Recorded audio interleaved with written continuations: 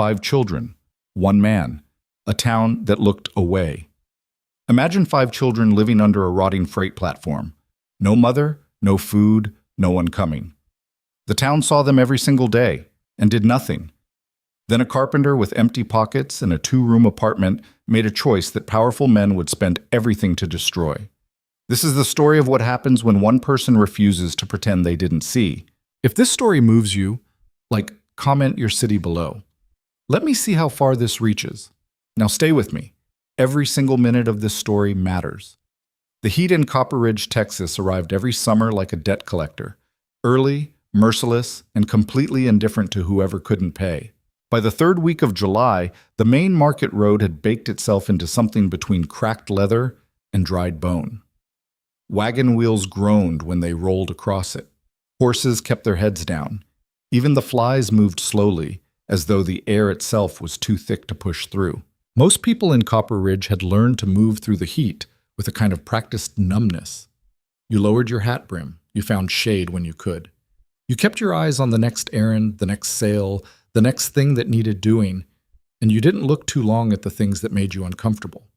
There were a lot of things in Copper Ridge that made people uncomfortable that summer.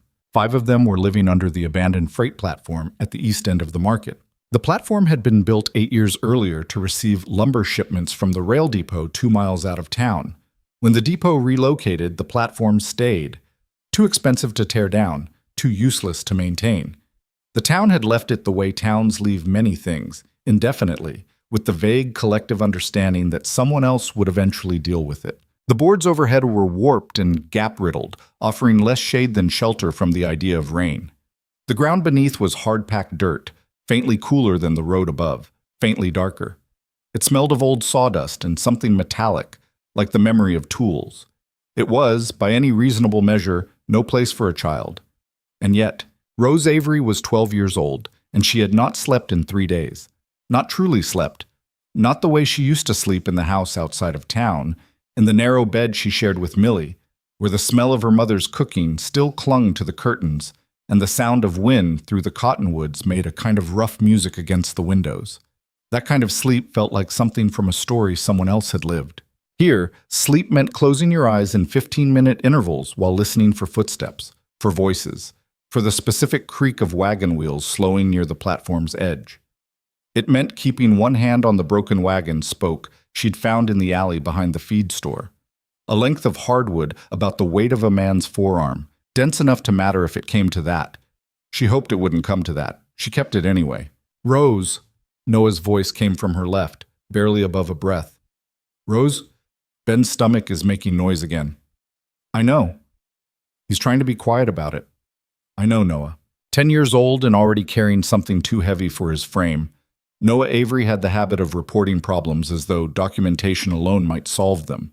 He sat cross-legged near the platform's edge, facing the road, their last scrap of bread wrapped in a torn handkerchief on his knee. He hadn't eaten any of it. Rose hadn't asked him to. They both understood, without discussing it, that the bread belonged to someone smaller. Behind them, Millie sat with her back against one of the platform's support posts. 8 years old, dark-eyed, quiet in a way that Rose recognized as dangerous. Not because Millie was likely to do anything reckless, but because that kind of stillness in a child meant something inside had gone very, very careful. Millie had memorized the positions of every gap in the platform boards. She knew which direction led to the alley, which to the road, which to the narrow space behind the cooperage 2 lots down. She hadn't said so. Rose had watched her eyes and understood. 6-year-old Ben sat closest to the center of the platform's shadow, knees pulled to his chest, arms wrapped around them. He was doing the thing he did when he was hungry and trying not to show it, pressing his lips together and breathing very deliberately through his nose, as though hunger were a wave he could ride out through sheer concentration. His pockets were slightly lumpy. Rose had noticed that 2 days ago and hadn't said anything. She'd found a piece of hardtack herself, broken it without comment, and pressed half into his hand. He'd looked at her with an expression she didn't have a name for yet, something between gratitude and grief. And then there was Clara. Clara Avery was 4 years old and had not walked without her crutches since before Rose could clearly remember. Whatever had gone wrong with her left leg, Their mother, Lena, had used words like underdeveloped and malformed at the joint in conversations she thought Rose was too young to understand. It meant that Clara moved through the world at a tilted angle, her small body redistributing its weight with a kind of unconscious engineering that Rose found both heartbreaking and quietly remarkable. The crutches were wooden, sized for a child by a man in their old county who had carved them for next to nothing and refused payment twice before Lena wore him down on the third try. They were worn smooth at the armrests where Clara's hands and forearms had spent years pressing against them. She treated them the way other children treated a favorite coat, automatically, completely, without thinking about it. Right now, Clara was not standing. She was lying on the flattened canvas grain sack that served as their bedding, her crutches beside her, and she was breathing in a way that worried Rose. Not labored exactly, just shallow, too shallow for the middle of the afternoon, too shallow for a child who hadn't been asleep. Clara. Rose moved beside her, pressed the back of her hand to her sister's forehead. Warm. Not fire warm, but warm enough. I'm okay, Clara said, without opening her eyes. I just don't want to stand up right now. You don't have to stand up. I know. A pause, then very quietly. When is Mama coming back? Rose did not answer immediately. She had learned, over the past 5 days, that the answer to this question required different handling depending on the hour. In the morning, when Clara still had some energy, a vague soon would satisfy. In the evening, when everything felt heavier, I don't know yet was kinder than a false promise. This was the middle of the afternoon, and Clara's voice had a flatness to it that told Rose she wasn't really asking for information. She was asking for the kind of reassurance that had nothing to do with facts. She's coming back, Rose said. She's just taking longer than she thought. Clara opened her eyes, dark brown, like their mother's, like Rose's own, and looked at the underside of the warped platform boards above them. That's what you said yesterday. It's still true. Clara closed her eyes again. Okay, she said. It was not okay. Rose knew it was not okay, but Clara settled her breathing, and that was what mattered in this moment, in this heat, in this place that was not a home and was becoming, terrifyingly, the only place they had. 5 days. Lena Avery had left for the county seat 5 days ago. She had gone to see about Clara. There was a physician there, a man who had trained somewhere back east and who supposedly understood the kind of structural problems that rural doctors waved away with phrases like, she'll grow into it, and some children are just built different. Lena had saved for months, quietly, in the small account book she kept tucked beneath a loose board in their kitchen floor.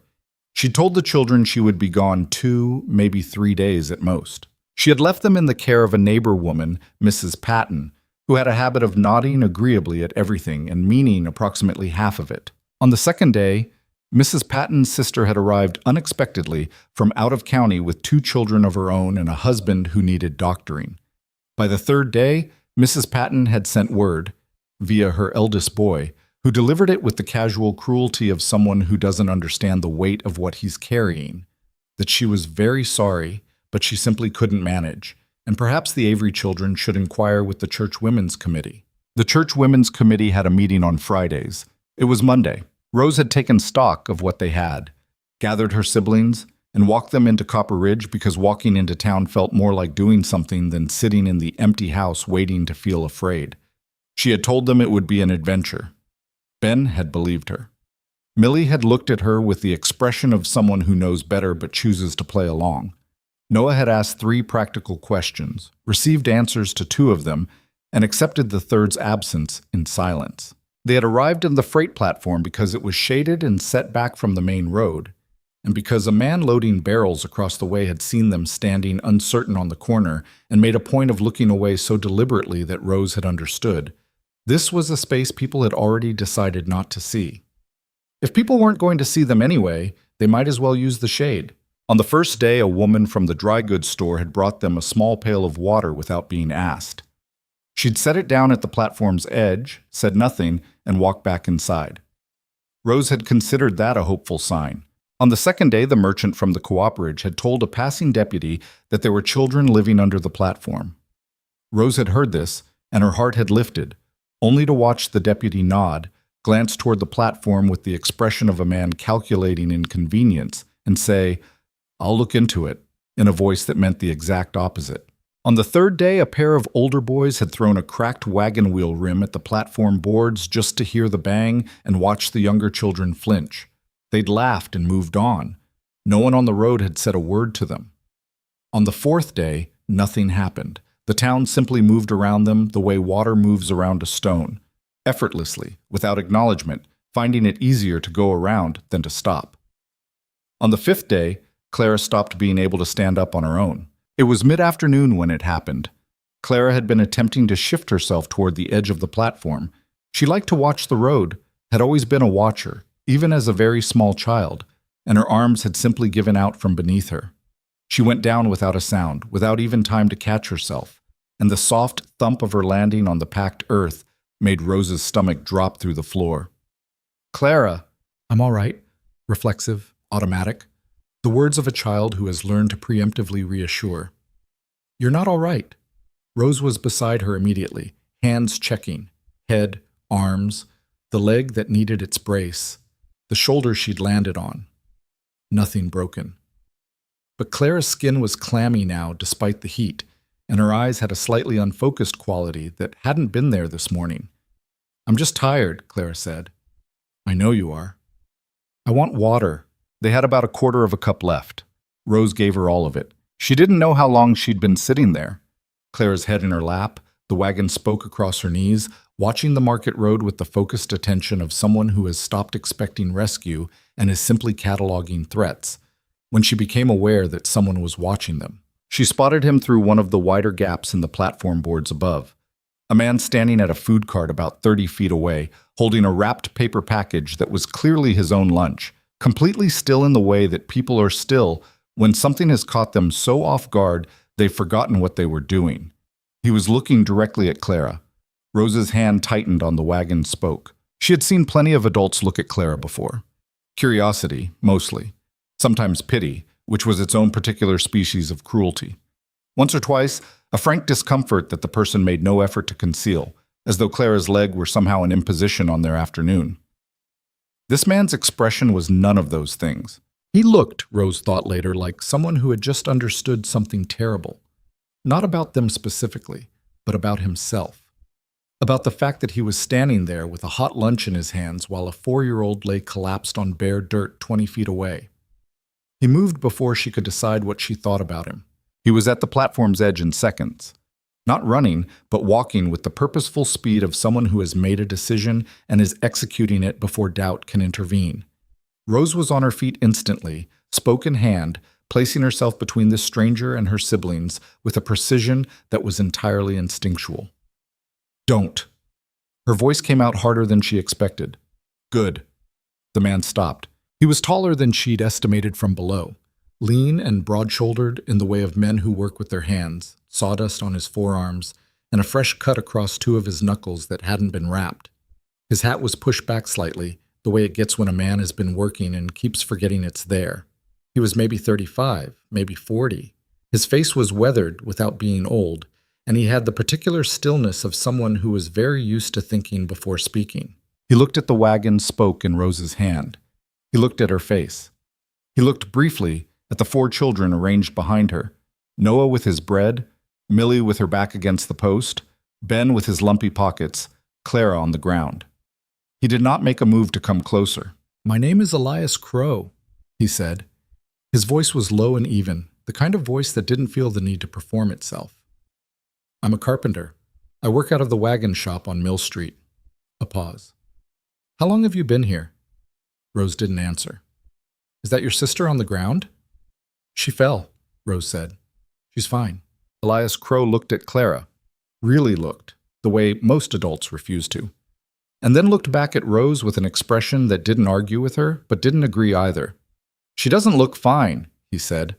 Not unkindly, just honestly. "She will be." "When did any of you last eat something?" Rose said nothing. Silence was its own kind of answer. Elias looked down at the package in his hands. He had the expression of a man working through a very simple arithmetic problem and arriving at the only possible answer. He held the package out toward the edge of the platform. "It's beef and biscuit," he said. "I haven't touched it." Rose did not move. "I'm not trying to get you to come out," he said. "I'm just trying to get food in. You can throw it back at me if it's not what you want. Behind her, she heard Ben's stomach make a sound that was almost embarrassingly loud in the silence. She did not take her eyes off Elias Crowe. Why? She said. The question wasn't hostile exactly. It was the question of a child who has received enough conditional kindness to understand that kindness usually wants something. Elias was quiet for a moment. Not the quiet of someone searching for the right lie. The quiet of someone who genuinely hadn't prepared an answer because it hadn't occurred to him that the question would be asked. Because you're hungry, he said. And I have food. And that's about as far as I've thought it. Rose studied him for a long 5 seconds. She took the package. She gave the food to the younger ones first. Clara a piece of the biscuit soaked in the drippings, soft enough to eat without much chewing. Ben the larger portion of the beef, which he consumed with the focused intensity of someone conducting important work. Millie and Noah divided the rest with the careful fairness of children who have learned that fairness is the only reliable currency available to them. Rose kept nothing. She was aware as she distributed the food that Elias Crowe had not left. He had settled himself against the post at the platform's corner, not crouching down to peer in, not hovering, just present in the peripheral way of someone who intends to stay without making it a demand. When the food was gone, Noah, who approached everything empirically, looked out at the man through the gap in the boards and said, "What do you want?"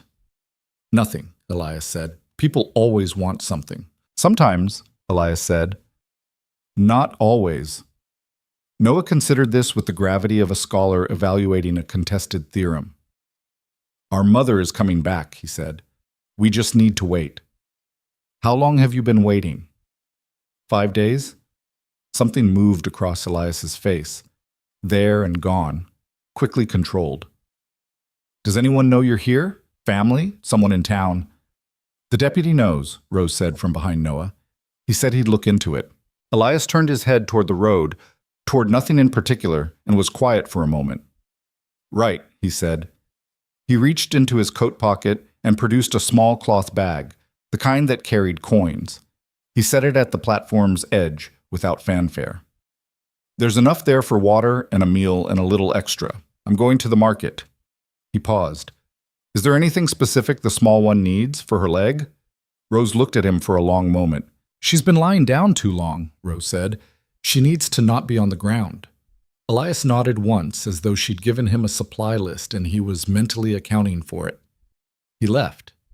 He came back 40 minutes later with 3 full water skins, 2 wrapped meat pies, a small loaf of bread, a jar of apple preserves, and a folded blanket over one arm. He also came back with a decision. It was the blanket that undid Rose's suspicion, just slightly. Not the food. Food could be an investment, a transaction, a means of creating obligation. But the blanket was the kind of thing you bought for someone you intended to still be cold tomorrow. It required a kind of imagination about the future that Rose had learned not to extend towards strangers. She let him pass it under the platform without comment. Elias stood at the edge for a moment after, hat in hand now, the sun behind him doing that long afternoon slant thing that made everything look like a painting of itself. "I live 2 streets over," he said, "above the wagon repair shop on Mill. There are 2 rooms. It's not much." He stopped, started again. "I've been sitting here trying to think of the responsible thing to say to you, and I keep arriving at the same place." Rose waited. "Come home with me," Elias Crowe said. "All 5 of you, tonight, until your mother gets back." The silence that followed was the kind that has weight. "You don't know us," Rose said. "No." "You don't know what we're like, or what we need, or—" "No," he said again. "But I know what you're in, and I know what I have, and I think I can make it work." "Why would you do that?" Elias turned his hat in his hands once, twice. He looked out at the road, where a horse cart was passing, and a woman in a blue dress was walking with her head down, and nobody was stopping to look at the freight platform. Nobody was slowing down, the whole town moving in its practiced, deliberate way around the thing it had decided not to see. "Because nobody else is," he said. They came, not immediately and not easily. Rose insisted on waiting until early evening, until the market road quieted and there would be fewer people to observe them and form opinions that might reach the wrong ears. She helped Clara onto her crutches herself, adjusting the position of the armrests with an expertise that came from years of small daily calibrations. She tucked the wagon spoke into the back of her waistband where it wouldn't be visible. She made Noah and Millie and Ben form a line with the precision of a general executing a complicated maneuver. Elias waited without complaint, without impatience, without once suggesting they were taking too long. When they finally emerged from under the platform, 5 children blinking in the slanted evening light, travel dirty and thin and carrying between them approximately nothing, he led them down Mill Street without drawing attention to the procession, moving at Clara's pace automatically, as though he'd been walking at that pace his entire life. His rooms above the wagon shop were exactly what he'd said they were: 2 narrow spaces with low ceilings and a single window that looked out over the alley. There was a bed, a table with 2 chairs, a small wood stove, a shelf of tools, and approximately 2 feet of floor space beyond those things. There was no room for 5 children.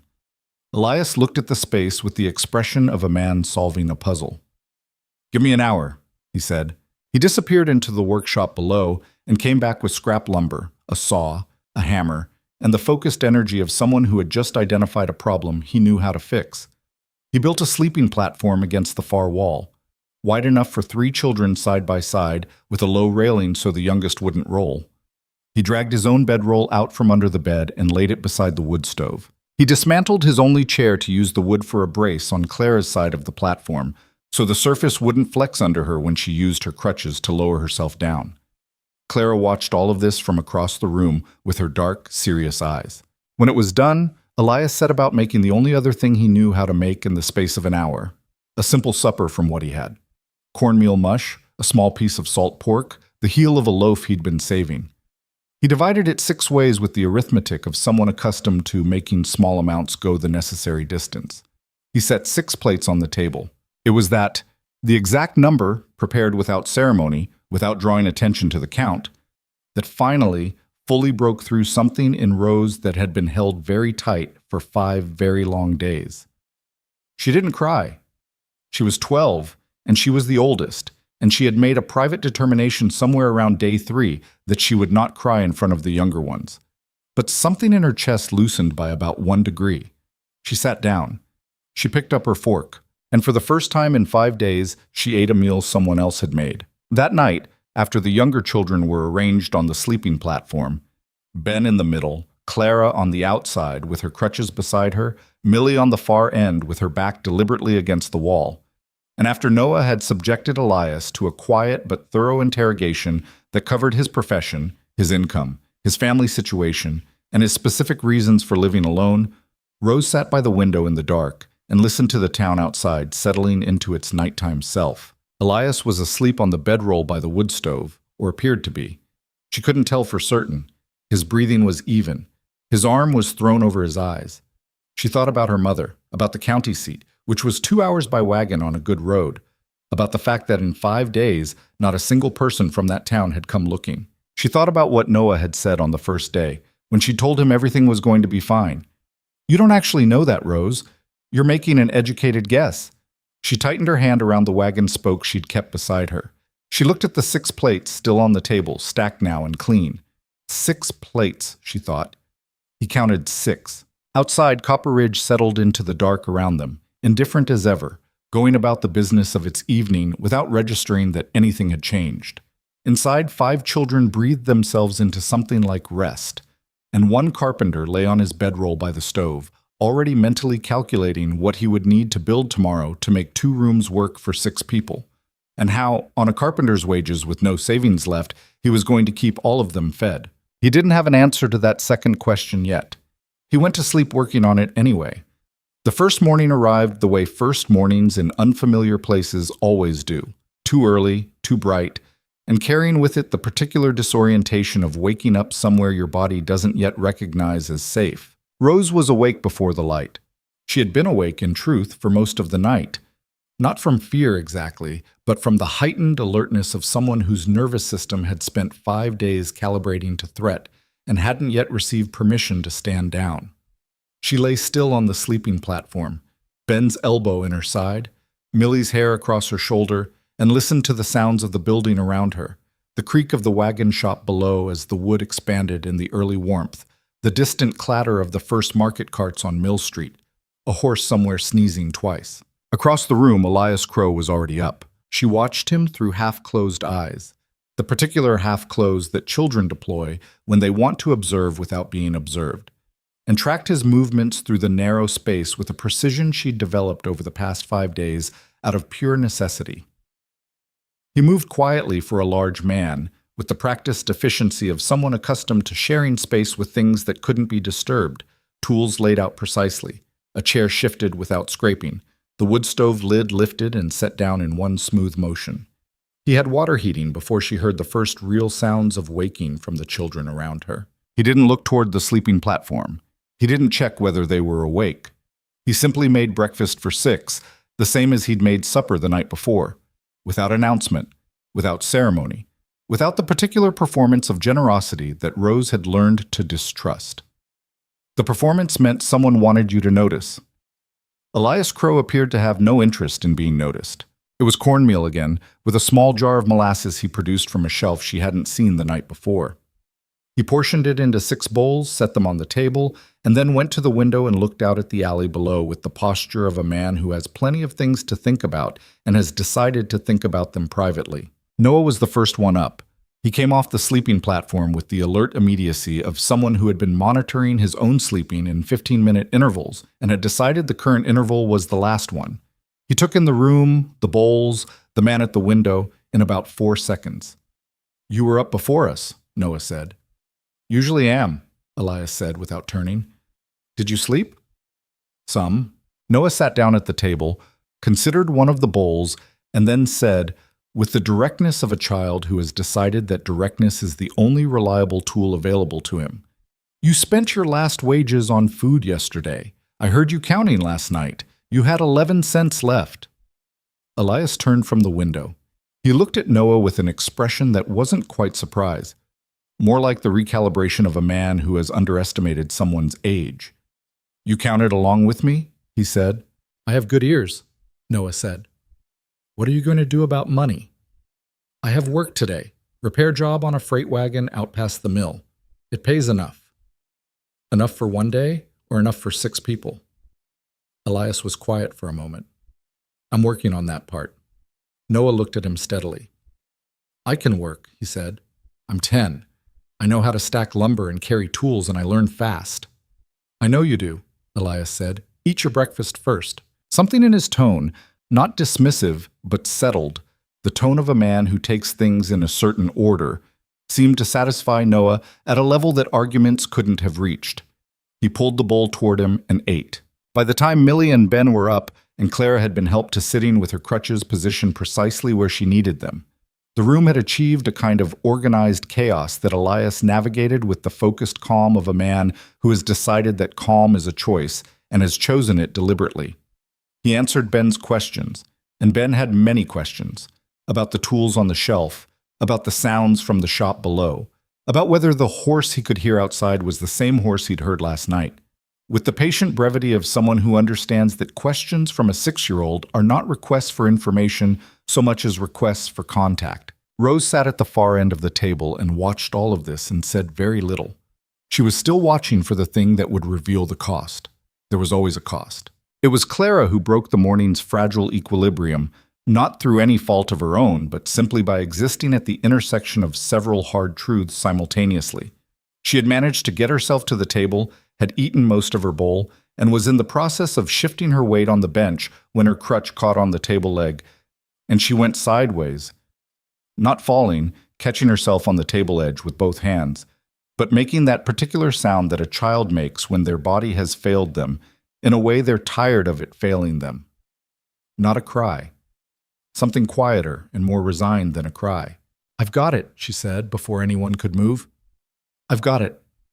She righted herself with the practiced efficiency of someone who has been righting herself her entire life. Her jaw was set, her eyes were dry. She repositioned her crutch and sat back upright and stared at her bowl with the concentration of someone who is working very hard not to look at the people who are working very hard not to look at her. Elias, from across the room, said nothing. But Rose noticed that after breakfast, when he left for the workshop below, he came back up with a short length of flat timber and spent 20 minutes quietly modifying the bench where Clara sat, adding a small lip to the edge, a crossbar near the floor for the crutch to rest against at the right angle. He did not ask Clara's permission or announce what he was doing.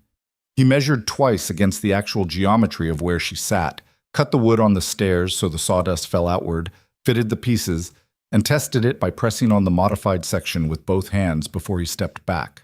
"Try that," he said. Clara looked at the bench. She positioned her crutch against the new crossbar. She settled her weight. The crutch held at the angle she needed without requiring her to think about it. She looked up at Elias with an expression that was complicated in the way that 4-year-olds are not supposed to be complicated yet. "Thank you," she said. "It's just wood," Elias said, and went back downstairs. Rose turned to her bowl so no one would see her face. The morning was still early. The day had not yet found its shape. And then, at the knock on the door at precisely 8:30, it found a shape that none of them had been expecting. The man who knocked did not wait to be invited in. He pushed the door open with the particular confidence of someone who has never needed an invitation anywhere in Copper Ridge and saw no reason to start requiring one now. He was broad and well-dressed in the heavy, deliberate way of men who want their clothing to communicate something about their position in the world. His hat was new.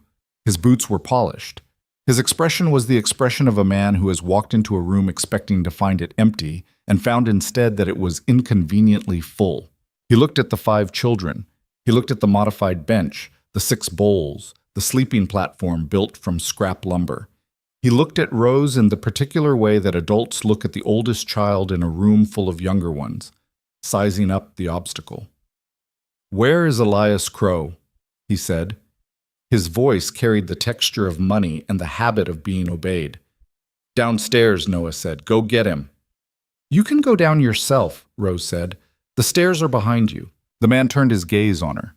He was not accustomed to 12-year-olds speaking to him that way. His expression didn't shift exactly. It compressed, became more deliberate. "I am Darius Wren," he said. "Do you know who I am?" "No," Rose said, which was true. In the most technical sense, she had never met him, and not entirely true in every other sense, because she recognized the name the way you recognize a sound you've heard through a wall, muffled, indirect, but unmistakable. Their mother had said that name exactly once, 3 weeks before she'd left for the county seat. She'd said it in a low voice, standing by the kitchen window with her back to the room, in the middle of a conversation that Rose had not been meant to hear. She had said it with the careful flatness that Lena Avery reserved for things she was frightened of and refused to show she was frightened of. She had said, "Darius Wren has been asking about the water rights again." And then she had changed the subject with a precision that meant the subject was closed.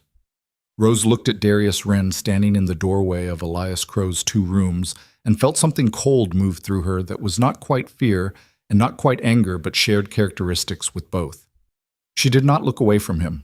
Elias appeared at the top of the stairs before the silence could stretch further, sawdust on his hands, work jacket on, reading the room in the 2 seconds it took him to clear the doorway with the efficient assessment of a man who has learned to read rooms quickly. "Darius," he said.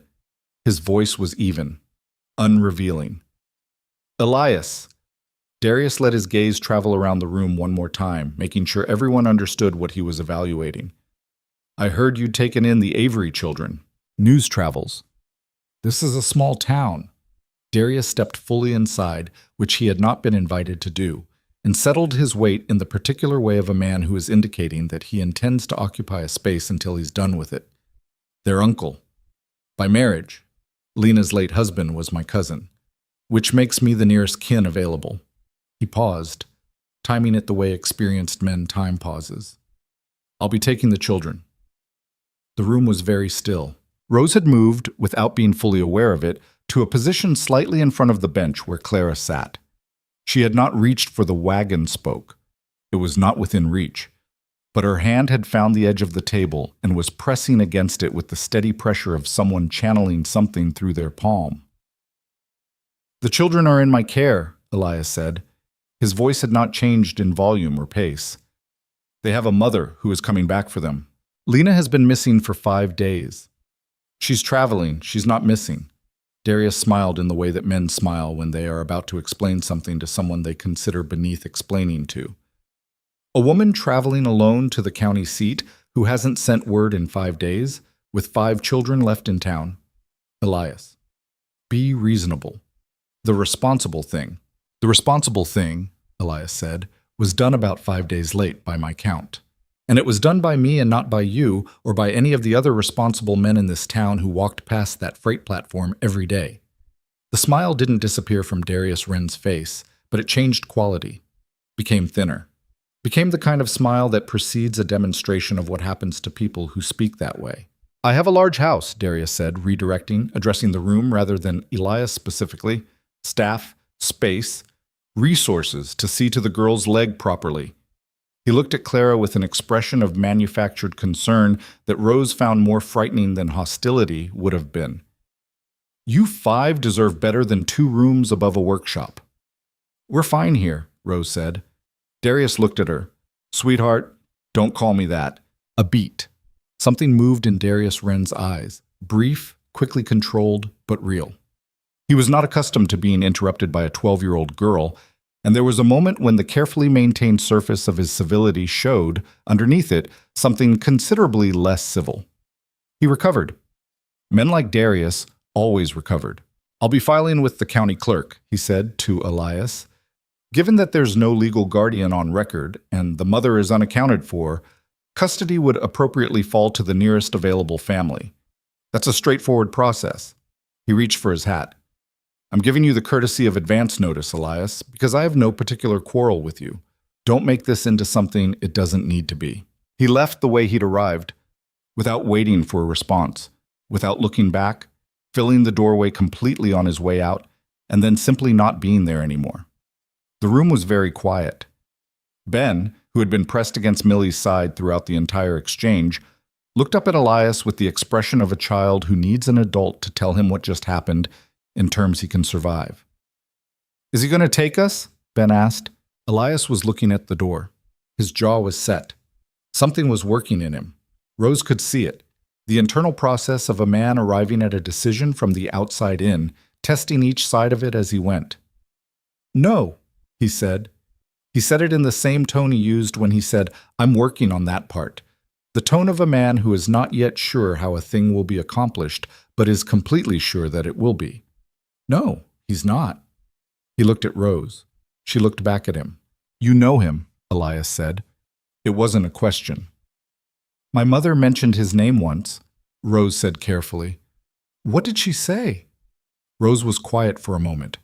She thought about what she'd heard through the wall, about the careful flatness in Lena's voice, about the phrase water rights and what it meant and didn't mean to a 12-year-old in a kitchen in the early morning 3 weeks ago. She was afraid of him, Rose said. She didn't say so, but she was. Elias was quiet for a long moment. Then he put his work jacket back on, straightened it, and picked up his hat from the hook by the door. I'll be back by midday, he said. Don't open the door for anyone. Where are you going? Noah asked. To find a lawyer, Elias said. Noah considered this. Lawyers cost money. Yes, Elias said. They do.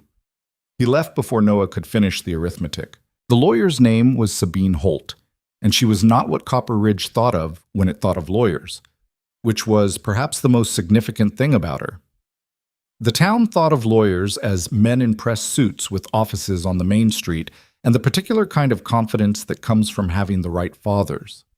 Sabine Holt had a narrow office above the print shop on the east end of town, a reputation for taking cases that other lawyers found inconvenient, and a presence in any room she occupied that had nothing to do with the size of the room or the status of the people in it. She was perhaps 50 or perhaps 40 and weathered, and she had the eyes of someone who has spent a significant portion of her life being underestimated by people who subsequently regretted it.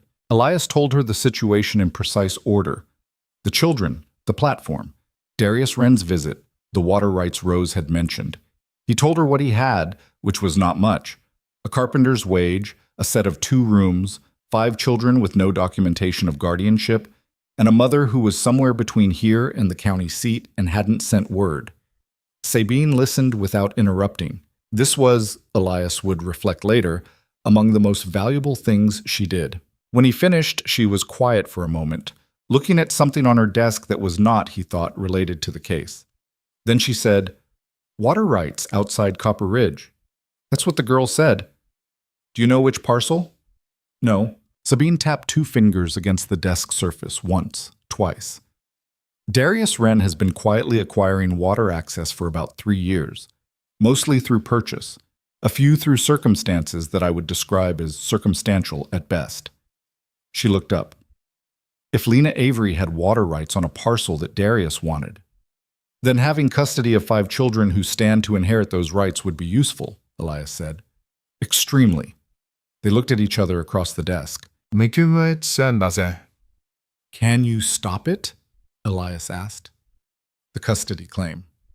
I can contest it. That's not the same as stopping it. Sabine folded her hands.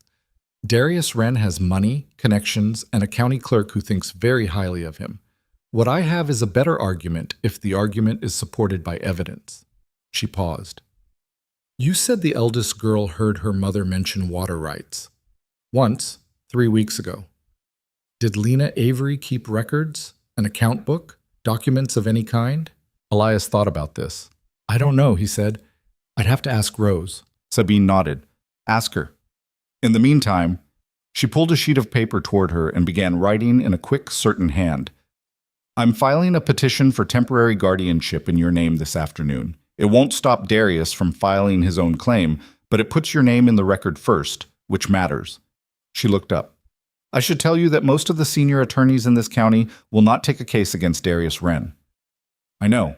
I should also tell you that he is likely to make this unpleasant for you personally. Men in his position have a specific set of responses to being opposed by men in yours.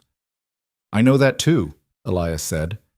Sabine looked at him for a long moment, the look of someone taking the full measure of a person, not just the surface of them. Why are you doing this? She said. It was the same question Rose had asked him beneath the freight platform 2 days ago. He gave Sabine a slightly different version of the same answer. Not a better version, not a more sophisticated one, just the version that fit the room he was in. Because someone has to, he said. Sabine held his gaze for another second. Then she looked back down at her paper and continued writing. My fee, she said, will be discussed after we win. I find that arrangement focuses everyone appropriately. Elias walked back to the workshop on Mill Street in the full heat of the afternoon, his shadow short and direct beneath him. He had no savings. He had a repair job that would pay him through the week. He had 2 rooms that were now housing 6 people.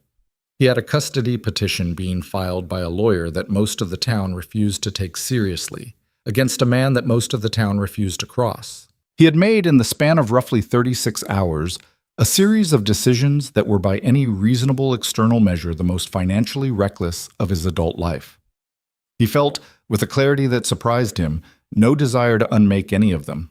Upstairs he found the children as he'd left them, Noah at the table with a piece of paper and a stub of pencil, working on something that appeared to be a list of some kind. Millie near the window, watching the alley below with her quiet, cataloging attention. Ben asleep on the sleeping platform with his shoes still on. Clara sat on the modified bench, her crutches at the correct angle, doing something small and careful with a piece of string that Elias couldn't immediately identify. Rose was standing by the wood stove with a slightly different posture than the one she'd had this morning. Something slightly less braced, though she might not have known it herself. Sabine Holt is handling our case, Elias said. Rose absorbed this. What kind of case? Guardianship. It keeps Darius from filing unchallenged. And if he files anyway? Then we go before a judge. Elias set his hat on the hook. Sabine will ask you questions. About what you know. About what your mother told you. Rose was quiet for a moment. She asked me once, she said, to remember something for her. She said she wanted me to remember that the parcel southeast of the Millbrook Junction belonged to our family. She said she needed me to know it in case she ever couldn't say it herself. She paused. I thought she was just being careful. I didn't understand what she meant. Elias looked at her steadily. You understood more than you knew, he said. Maybe. Rose looked down at her hands, then back up. She kept an account book, small, brown, leather cover. She kept it under a board in the kitchen floor in our old house. If Darius knows about it, he might already have it, or he might not know where she kept it. They stood in the narrow kitchen space and thought about this together, the way that people think about serious things when they have decided, implicitly, to think about them together. I need to go back to the house, Rose said. Not alone, Elias said. Obviously not alone. There was the briefest shadow of something, almost not quite, the ghost of what might become a 14-year-old's impatience, that crossed Rose's face. I'm 12, not stupid. Elias almost smiled. I know. We'll go tomorrow morning, early. He crossed to the shelf and began sorting through what was left in the pantry, methodically, assessing, and Rose watched him do it with the same careful attention she'd been bringing to everything about him since that first afternoon under the platform. She was looking for the crack, the false note, the moment when the performance slipped and revealed the transaction underneath. The crack didn't come. What came instead was Elias turning from the shelf, holding a very modest collection of ingredients, and saying to Clara, who was still doing her careful, small thing with the string, "What are you making?" Clara looked up. "A knot," she said. "Noah showed me 4 kinds, and I'm practicing the 4th. "What's the 4th kind for?" Clara considered this seriously. "Tying things together that are different sizes," she said, "so they don't come apart." Elias looked at the string in her hands for a moment. "That's a good knot to know," he said. He turned back to the shelf and began making supper. And the room settled around him the way rooms settle when the thing that was wrong with them has been, quietly and without announcement, set right. Not fixed, not resolved, but addressed. Present.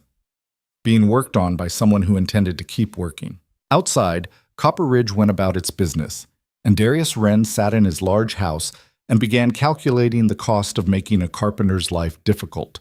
And somewhere between here and the county seat, Lena Avery was either traveling or not traveling, and sending word or not sending word, and the children did not know which, and the not knowing was the weight that underlaid every other thing in the room. But the supper was cooking. The knot was being practiced. The account book was somewhere waiting to be found. And in the morning, they would go looking for it. They went to the house at first light. Elias had been awake since before dawn, and Rose had never truly slept. She'd been lying on the sleeping platform listening to the particular silence that precedes sunrise, that specific quality of darkness where night has already decided to end but hasn't yet told the sky. When she heard Elias moving below the loft, she was already sitting up, shoes already on, waiting. They left Noah in charge, which Noah accepted with the gravity of a general receiving a battlefield commission. Elias had given him 3 instructions: don't open the door, don't go to the window if someone knocks, and if anything feels wrong, go downstairs to the workshop and find the man named Garrett, who came in at 6 to open the shop.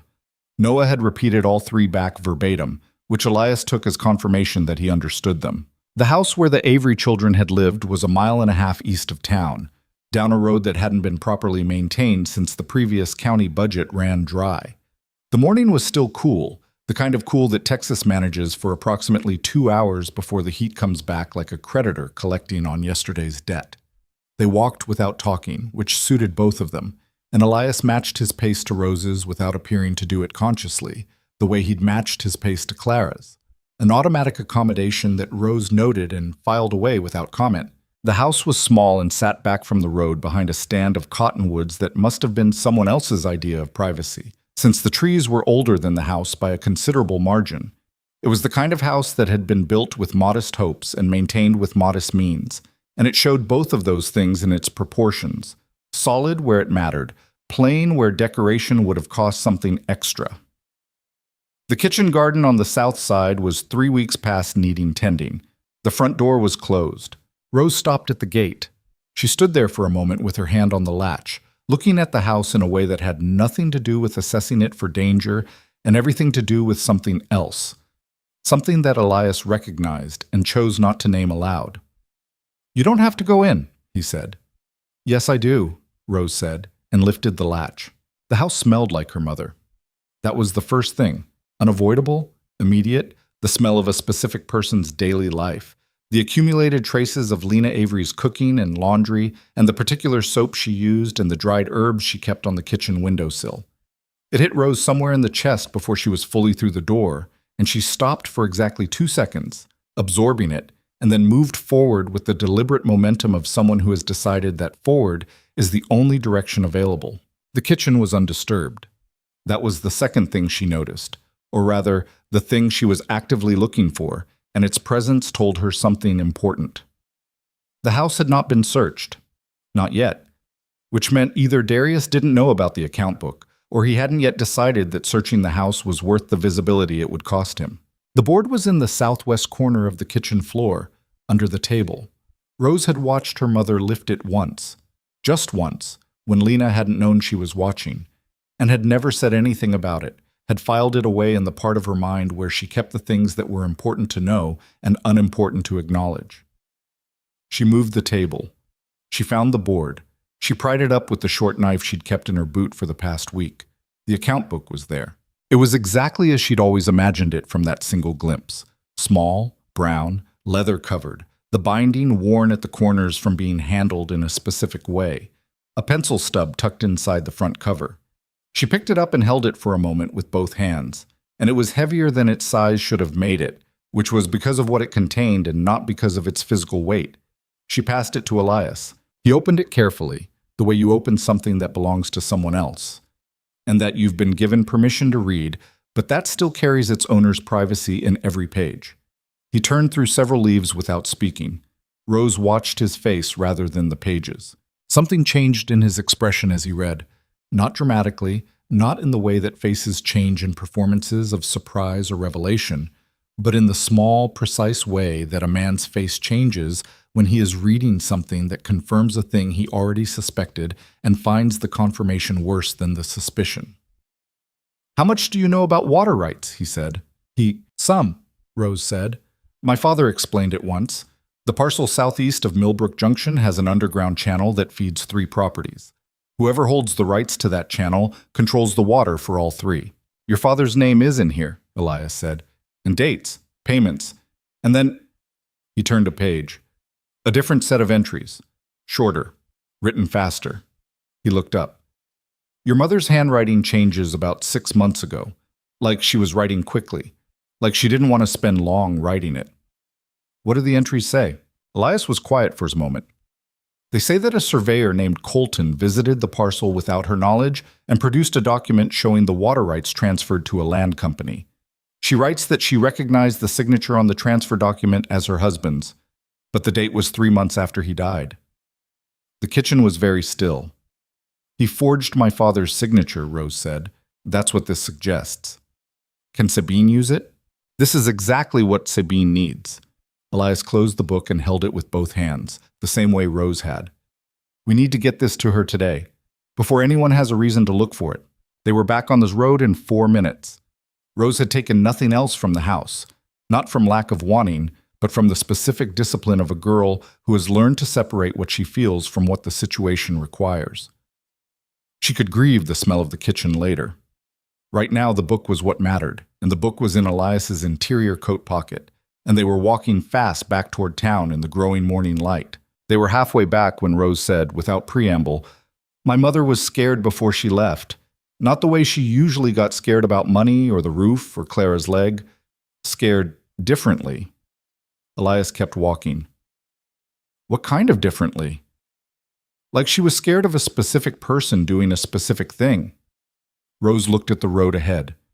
She checked the locks twice the night before she left. She'd never done that before. Elias thought about this. "Did she say anything to you before she went?" "She said—" Rose stopped, started again. "She said that if anyone came asking questions while she was gone, I should remember 2 things. One was the parcel, the southeast parcel. She made me say it back." She paused. "The other was that she loved us more than she was afraid of anything." Elias said nothing. There was nothing useful to say to that, and he understood the difference between silence that was absence and silence that was presence. He walked beside her, and his presence was of the second kind, and Rose felt it without naming it. They were back at the workshop by 7. Elias was at Sabine Holt's office by past, the account book on her desk, open to the pages that mattered. Sabine read without speaking for considerably longer than Elias had, her expression giving away approximately nothing, one finger moving slowly along the lines of Lena's cramped handwriting. When she finished, she looked up. "This is sufficient," she said. "If it can be corroborated with county records, and I believe it can, because a forged land transfer would have had to be registered to be valid, and registered documents leave traces, Then Darius Wren has a significant legal problem that extends considerably beyond a custody dispute. How long to find the corroboration? 2 days? Maybe 3. Sabine closed the book. I want to keep this. It's Lena Avery's property. I know. I'll treat it accordingly. She looked at him over the desk. Elias, I need you to understand something. When I file this evidence, Darius will know what we have. He has enough relationships in this building that I cannot guarantee he won't know before the ink dries. What does that mean for the children? It means that the account book being in my possession is significantly safer than it being anywhere near those children. And it means that Darius's calculation changes. She set her hands flat on the desk. Right now, he wants custody for the property. Once he knows you have evidence of the forgery, he needs custody to suppress it. Those are 2 very different kinds of wanting. Elias looked at the book on her desk. Keep it locked, he said. Obviously, said Sabine. He was back on Mill Street by mid-morning, and the day proceeded with the deceptive normalcy of days that are building towards something. The repair job on the freight wagon, Noah helping carry tools with the focused competence he'd promised. Ben and Millie and Clara upstairs in the 2 rooms doing the particular business of children learning to exist in a new space. Rose kept the household accounts in a small notebook she'd found on Elias's shelf, tracking with meticulous precision what came in and what went out, rounding nothing, forgetting nothing. The first sign that something had shifted came on the 2nd day after the account book reached Sabine's office. Elias arrived at the construction site on Farrow Street where he'd been contracted for framing work, and the site foreman, a man named Aldridge, who'd hired Elias 6 times across 4 years and had never had reason to be anything but satisfied, met him at the gate with an expression of genuine discomfort. I have to let you go, Aldridge said without preface. Elias looked at him. The project owner made a call, Aldridge said. I didn't ask the reason. I didn't need to. He had the look of a man who has been forced to do something distasteful and is hoping that his evident distaste will be accepted as a partial absolution. I'm sorry, Elias. Truly. Elias stood at the gate for a moment. The morning was already warm. He could see the other workers inside the site, moving with the purposeful rhythm of men who had work to do, and he felt the specific variety of cold that comes not from temperature, but from the recognition of a move being made by a larger hand than yours. Who's the project owner? He said, though he already knew. Aldridge said nothing, which was itself an answer. Elias picked up his toolbox and walked back toward Mill Street. He stopped at 3 other places where he had standing arrangements, the cooperage, the mill, the lumber yard, and at each one received a variation of the same response. A foreman who wouldn't meet his eyes. A merchant who had suddenly revised his credit arrangements. A job offer quietly withdrawn. The mechanisms were different, but the hand behind them was the same. And by midday, Elias understood that Darius Wren had decided that the cost of making a carpenter's life untenable was an investment he was willing to make. He arrived back at the workshop to find the deputy's horse tied at the post outside. Deputy Harlan Cole was a man whose most pronounced characteristic was the ability to be physically present while giving the impression of being somewhere else. He stood in the workshop doorway with his thumbs in his belt and his eyes on the middle distance, and he conveyed through the specific angle of his body that this visit was a professional courtesy and not a choice he was especially happy to be making. Elias, he said. Harlan. I've had a complaint filed regarding the children upstairs. He produced a paper from his shirt pocket with the careful motions of a man who understands that a document gives him something to look at other than the face of the person he's addressing. A formal petition from Darius Wren requesting that the children be transferred to his custody pending the hearing. Given that there's no established legal guardianship on record, there's a petition filed with the county clerk, Elias said. Sabine Holt filed it 3 days ago. I'm aware of that. Cole refolded the paper with the same careful attention. I'm also aware that Darius Wren's petition has the signature of Justice Alderman on it, which gives it a specific weight that, does it give it enough weight to remove 5 children from a stable home to satisfy a man who ignored them for 5 days under a freight platform? Cole's eyes came, briefly and reluctantly, to Elias's face. I'm telling you what the situation is, he said, and I'm telling you that those children are not going anywhere with Darius Wren. Elias kept his voice even, kept it at the same register he'd used throughout this conversation, because a raised voice would give Cole something to report, and he had no intention of giving Cole anything useful. If you want to remove them by force, you're going to do it in front of every person on Mill Street at midday, and whatever happens after that is on your record and not mine. Cole looked at him for a long moment. The hearing is in 4 days, he said finally. Judge Bell is presiding. I'd suggest you have your affairs in order by then. He put the paper back in his pocket. I'm giving you the 4 days as a professional courtesy, Elias. Don't make me regret it. He untied his horse and rode back up the street without looking back. Elias stood in the workshop doorway and watched him go and thought about 4 days and what they needed to accomplish in them, and then went upstairs to tell Rose. She took it the way Rose took everything that was bad, with stillness first, and then with the rapid internal reorganization of someone who is moving from processing to planning before the processing is fully finished. 4 days, she said.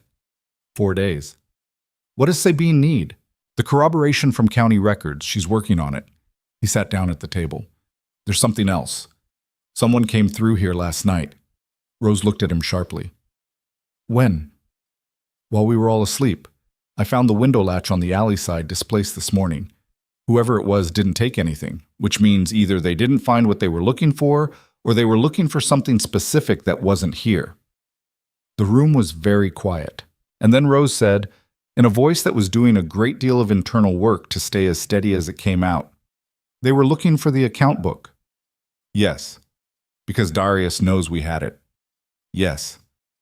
Because someone told him. She was thinking it through as she said it, the way she thought through everything. Aloud, but not for the room, using the air as a surface to work on. Not Sabine. She wouldn't. She paused. The house. Someone watched us go to the house. Elias nodded once. Clara, who had been sitting in her corner with her string and her knot practice and her serious eyes, said without looking up, if they were watching the house, they know we found something. Everyone in the room looked at her. Clara continued working her knot.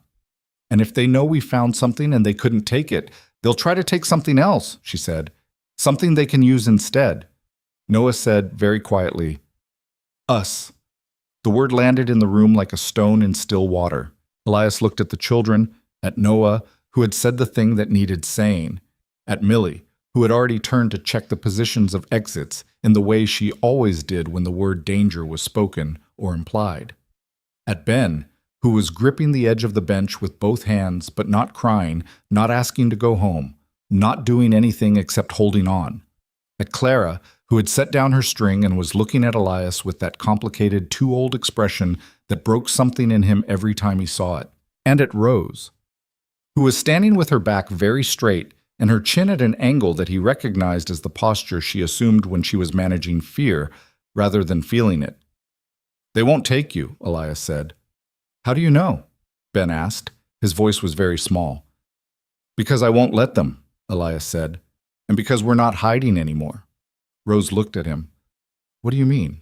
Elias was quiet for a moment. Not the quiet of uncertainty, but the quiet of a man arriving at the far edge of a decision and stepping off it deliberately. The account book is with Sabine. Safe. He looked around the table. But Darius is counting on the fact that we'll stay quiet, that we'll stay in these 2 rooms and wait for the hearing and hope the paperwork is enough. He paused. I'm done staying quiet. What are you going to do? Rose asked. We, he said. What are we going to do? He looked at her directly. We're going to walk that book to the courthouse ourselves. Tomorrow morning. Through the center of town, in front of everyone. Noah stared at him. You just said the book is safe with Sabine. I said the book is with Sabine. What I mean is that we deliver it to the courthouse ourselves. We go with Sabine, all of us, through the main road, so that every merchant and deputy and interested party in Copper Ridge sees exactly where that evidence is going and who is carrying it and who is with them. He looked around the table one more time. Darius can arrange accidents on quiet roads. He can break latches on alley windows in the middle of the night. What he can't do is make 5 children and a lawyer disappear from the center of town at 10 o'clock in the morning with half the market watching. The room was very still for a moment. Then Rose said, That's either very smart or very dangerous. Both, Elias said. Usually is. Rose looked at him for a long moment. Then she looked at her brothers and sisters, at Noah's tight jaw, at Millie's quiet assessment, at Ben's white-knuckled grip on the bench, at Clara's serious eyes. "We go together," Rose said. It was not a question. "Together," Elias said. The next morning came with the kind of clarity that follows a decision fully made. No fog, no ambivalence, just the clean, hard light of a thing that has already been decided and now only needs to be done. Elias was up before anyone, dressed and moving with the particular economy of a man who has been preparing for something all night and is ready. He found Rose already at the table when he came downstairs from the loft, the wagon spoke in her hand, wearing the expression of someone who is also ready and has been for some time. "The others?" he said. "Awake," she said, getting Clara's brace on right. He put the kettle on, made cornmeal, set out 6 bowls for the last time in this particular configuration, because after today, he understood with a certainty he couldn't entirely explain, after today, everything would be different in one direction or another. They ate quickly. Then they went. Elias collected Sabine from her office at 9:30. She was already standing on the sidewalk with the account book in a flat case under her arm and the expression of a woman who has been waiting, possibly all her career, for a case worth going to the center of town for. And so they walked, Elias and Sabine, Rose and Noah and Millie and Ben, and Clara on her crutches moving at the pace she moved at, which was her pace and no one else's, down the center of the market road at 10 in the morning, when Copper Ridge was at its most populated, when merchants were at their doors and wagons were at their deliveries and every person with business on the main street was present and therefore witnessing. People stopped. Some of them stopped because they recognized Elias. Some because they recognized the children, or thought they might. The children from the freight platform, the ones that everyone had assumed someone else was handling. Some because Sabine Holt walking down the center of the market road with a case under her arm and 5 children beside her was not a thing you saw every day, and your eyes went to it automatically. Nobody tried to stop them. Darius Wren appeared at the corner of the bank building as they passed. Whether by accident or design, Elias couldn't be certain. He stood on the sidewalk in his polished boots and his deliberate clothing, and he watched them pass with an expression that was very controlled and not quite controlled enough. Because underneath the control there was something working that Elias recognized as the specific anger of a man watching a situation leave his hands. Elias looked at him as they passed. He did not slow down. Clara, moving steadily on her crutches at the end of their small procession, turned her head as they passed Darius and looked at him directly, the way she looked at everything, with her full dark eyes and no performance of any kind, and then looked forward again and kept moving. Darius Wren said nothing. They delivered the account book to the courthouse clerk at 10:23 in the morning with Sabine's formal notation attached, in front of 3 witnesses who happened to be present, and 2 who came specifically because word moves fast in a small town, and some people, when they understand what is happening, choose to bear witness. On the walk back, Ben reached up without warning and took Elias's hand. He didn't say anything. He just held on and kept walking, and Elias kept walking with him. And the morning sun was climbing above the buildings of Copper Ridge and throwing their shadows long behind them on the road they'd just walked, all 6 of them together, in plain sight of everyone. The hearing was in 3 days, and for the first time since Rose had stood beneath the freight platform with a wagon spoke in her hand and 4 children behind her, she felt something shift.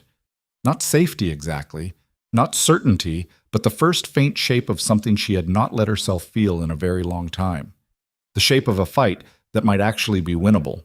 The 3 days before the hearing passed, the way that time passes when something large is approaching. Not slowly, not quickly, but with a relentless forward pressure that made every ordinary thing feel provisional. Meals were eaten, tools were used, knots were practiced, lists were made in Noah's careful handwriting, but underneath all of it ran the current of what was coming, steady and unavoidable as water finding its level. Sabine spent those 3 days at the courthouse and the county records office, and in 2 meetings that she described to Elias only in the broadest terms, citing what she called professional discretion and what Elias suspected was a more specific desire not to alarm the children. What she told him was sufficient. The county transfer records showed exactly what Lena's account book suggested they would show. A land transfer document bearing the signature of Thomas Avery, dated 4 months after Thomas Avery's death, registered by a surveyor named Colton, who had since relocated to a county 200 miles east and was not, by any available means, findable on short notice. Colton's absence is inconvenient, Sabine told him on the evening before the hearing, the two of them standing on the stairs outside her office. But the document itself is the evidence. The signature can be compared, the date cannot be explained. Is it enough? Elias asked. Sabine looked at him with the expression of a woman who has spent a career in rooms where enough is a question with no clean answer. It's what we have, she said. And what we have is considerably more than Darius was counting on us having. That night, Elias sat at the table after the children were asleep and thought about what Sabine hadn't said, which was the part that mattered most, that evidence and outcome were not the same thing. That Darius Wren had spent years building the kind of relationships in this county that were specifically designed to exist in the space between evidence and outcome, and that Judge Cyrus Bell was a man Elias knew almost nothing about beyond his name and his reputation for running a quiet courtroom. He thought about the 5 children asleep on the platform he'd built from scrap lumber, and he thought about what it would mean if tomorrow went wrong. And then he stopped thinking about that and focused on what he could control, which was making sure that when morning came, every child who walked into that courthouse was fed and rested and as prepared as 5 children could be for a thing that no child should have to be prepared for. He made cornmeal at the morning. He set out 6 bowls. He did not tell any of them to be brave because they already were, and because telling people to be something they already are is a way of failing to see them. Rose came to the table with her wagon spoke tucked into her waistband and her hair braided back with the precise efficiency she applied to everything, and she sat down and looked at her bowl and said, "What do we do when we get there?" "You answer Sabine's questions," Elias said. "Honestly, completely. Nothing extra, nothing held back." "What if Darius's lawyer asks us things?" "Same thing, honest and complete." He paused. "They will try to make you feel small. They will use words you don't know and speak in ways designed to make you doubt what you saw and heard. Don't let that change what you know." Rose looked at him. "How do you know they'll do that?"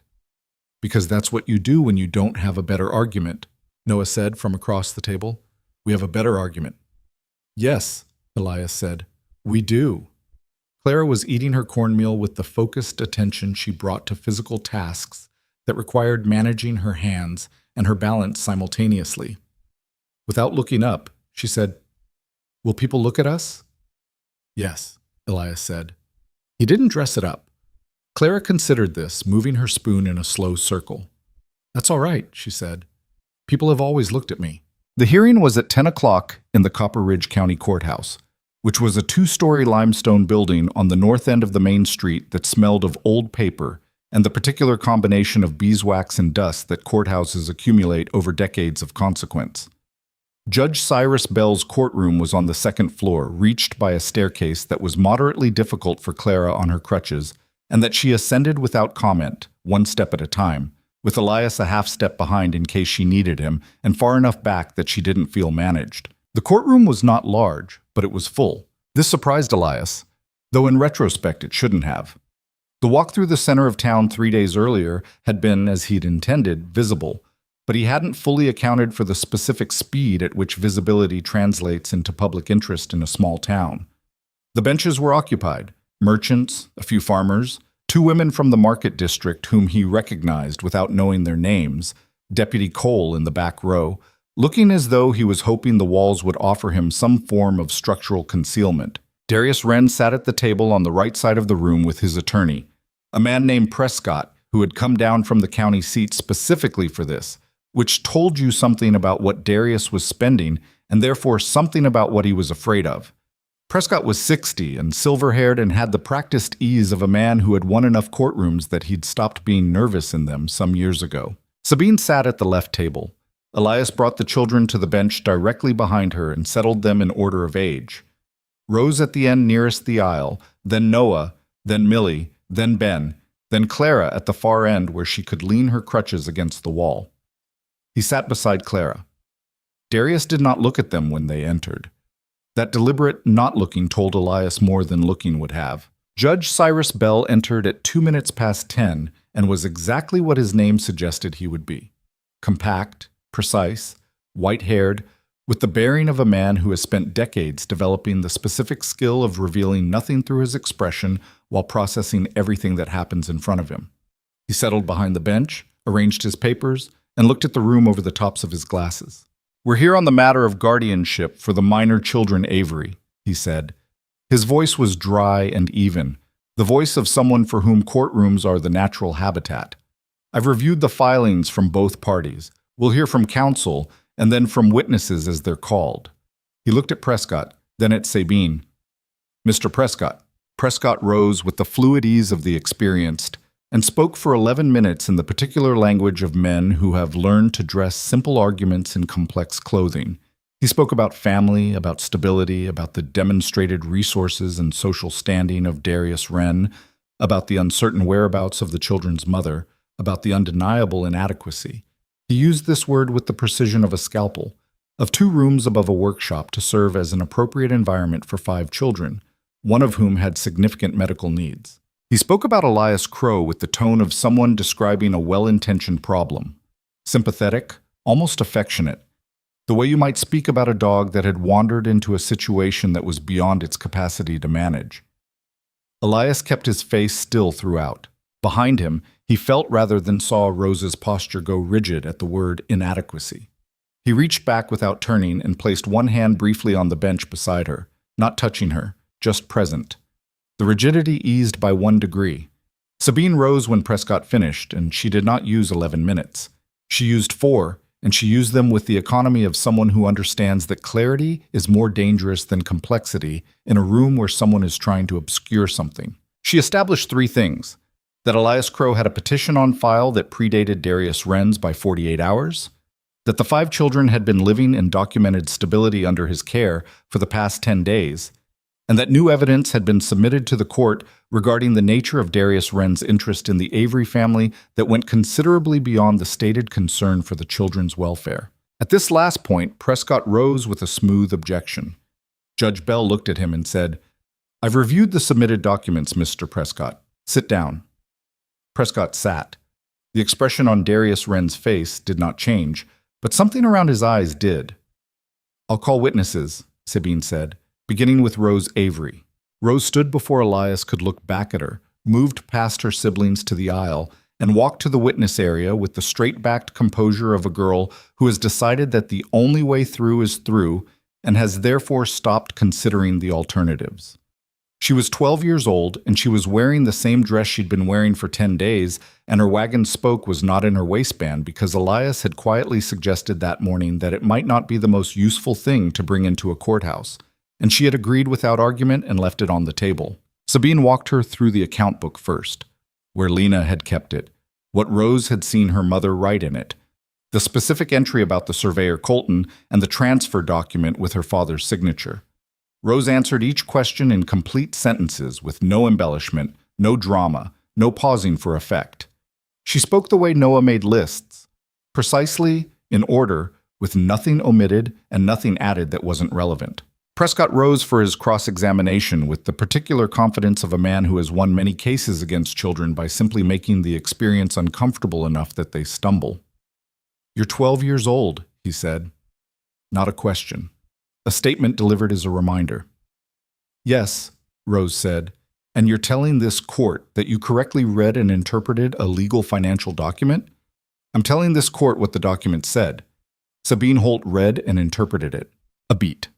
Prescott had been expecting the stumble to come earlier. "Your mother," he said, shifting, "left 5 children in the care of a neighbor woman and has been unaccounted for." "Our mother left us in the care of Mrs. Patton," Rose said. "Mrs. Patton was unable to continue due to a family emergency. Our mother is unaccounted for because men working for Darius Wren ran her wagon off the county road. We didn't know that then, but it's what happened."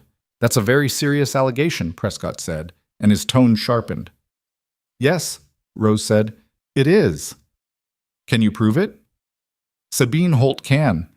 Rose looked at him with the steady eyes of someone who has been in front of harder things than a silver-haired attorney and found them manageable. "Are you going to ask me something I actually saw?" Judge Bell, behind his bench, made a small sound that might have been, in a different courtroom, from a different judge, something approaching a suppressed response. He covered it with an adjustment of his papers. Prescott concluded his cross-examination shortly thereafter. Noah was called next. He testified about the conversation he had overheard the night Darius first came to Mill Street. Darius's voice through the closed door, his specific words, the threat regarding what would happen to Elias if he didn't surrender the children. Noah delivered this testimony with the same methodical precision he brought to everything, repeating Darius's words verbatim, including the exact phrasing that Prescott's cross-examination tried and failed to convince him he had misremembered. "I don't misremember things I've heard," Noah said. "I have good ears, and I was paying attention." Millie came to the stand and described, in the flat, clear language of someone describing something they'd rather not have seen, the three men who had followed Lena's wagon out of town on the morning she'd left for the county seat. She had been watching from the upper gap in the freight platform boards, she said. She described the horses, their colors, their markings, with an accuracy that suggested her habit of cataloging exits and observing everything within range of vision had been, in this instance, documentation. "Can you describe the riders?" Sabine asked. Millie could. She did. Two names she didn't know, one she did. A man who worked the stable at the south end of town, whose name was Jessup, and who had been called as a potential witness by Darius's own side earlier in the proceedings, which created a silence in the courtroom when Sabine pointed this out that had a very specific texture. Ben was the one Elias had worried about most. Not because Ben wasn't capable, Ben was more capable than anyone gave him credit for, but because Ben was 6 years old and the courtroom was large and full of people looking at him, and Elias knew what 6 felt like in a room that size.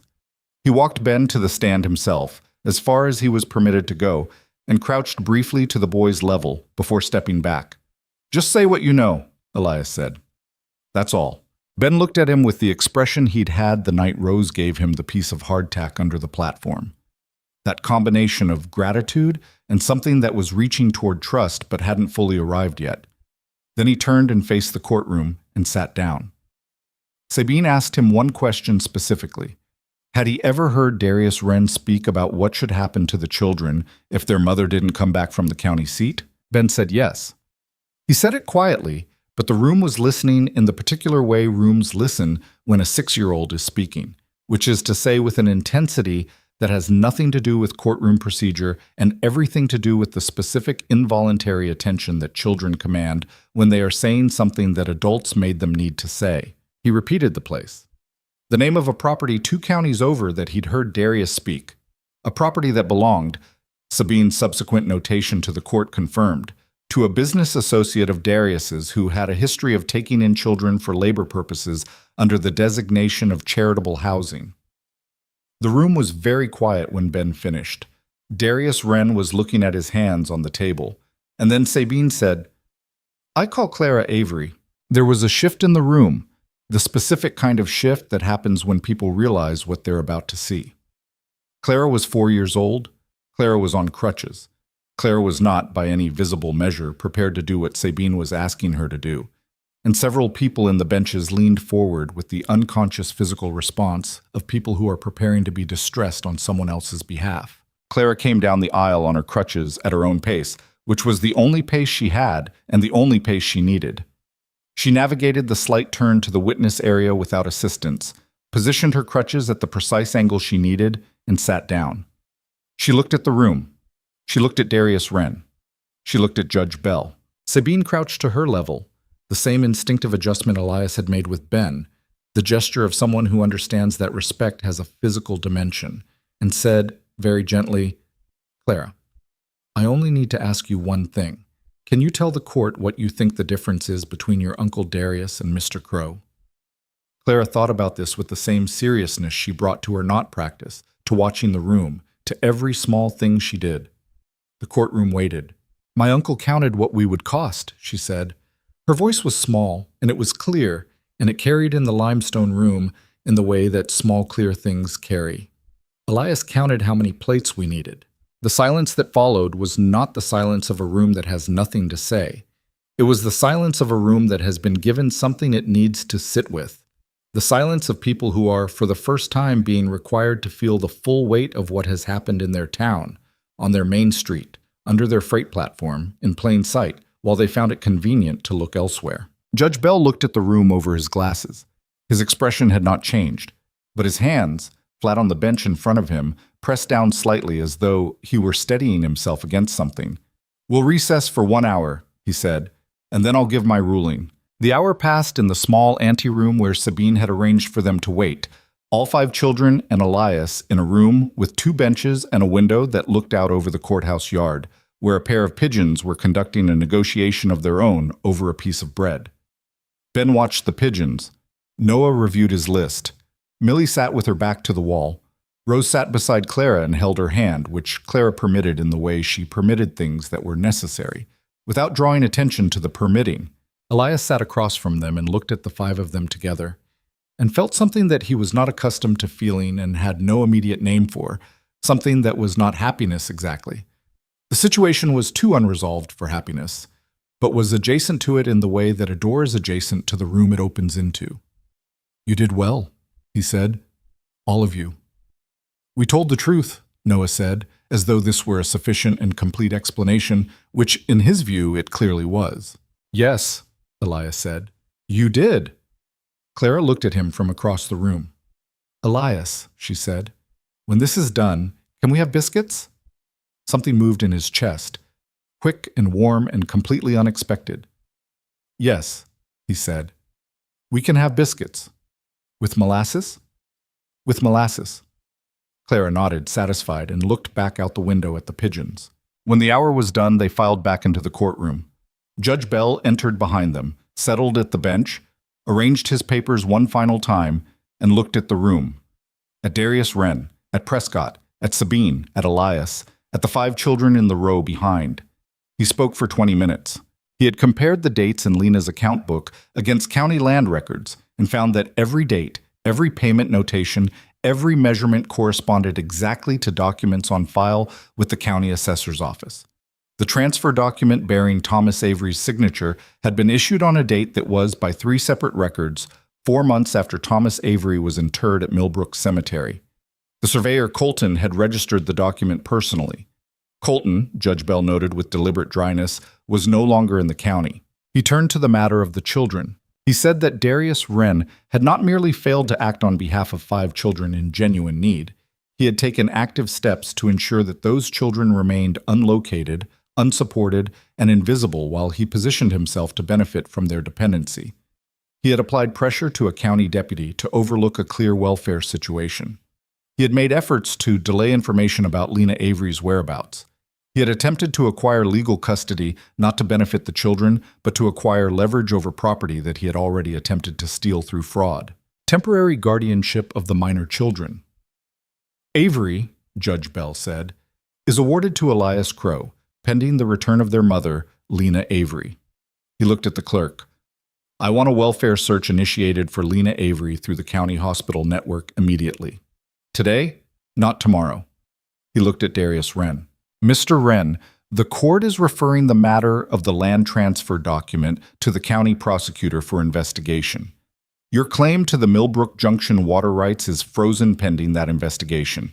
You are ordered to have no contact with the Avery children or Mr. Crowe." A pause, precisely timed. "Deputy Cole?" Cole straightened in the back row. "The court finds that your failure to act on multiple reports regarding 5 unaccompanied minors constitutes a dereliction of your duties. You are suspended pending a review by the county commissioner." Bell looked at him steadily. "You had reports. You chose to do nothing. This court is choosing to make that choice consequential." Darius's attorney was already leaning toward him, speaking low and fast, but Darius was not listening.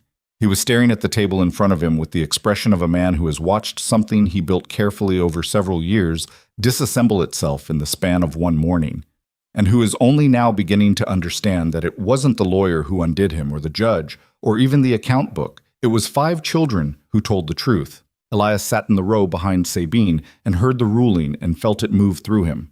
Not triumph exactly, because triumph would have required him to have been less afraid than he had been. And he had been genuinely afraid more than once in the past 10 days. What he felt was closer to the thing that comes after a very long effort when the effort finally finds its end. A settling. A release of something held. Rose sat beside him and said nothing for a long moment. Then, very quietly, so only he could hear, "She's coming back."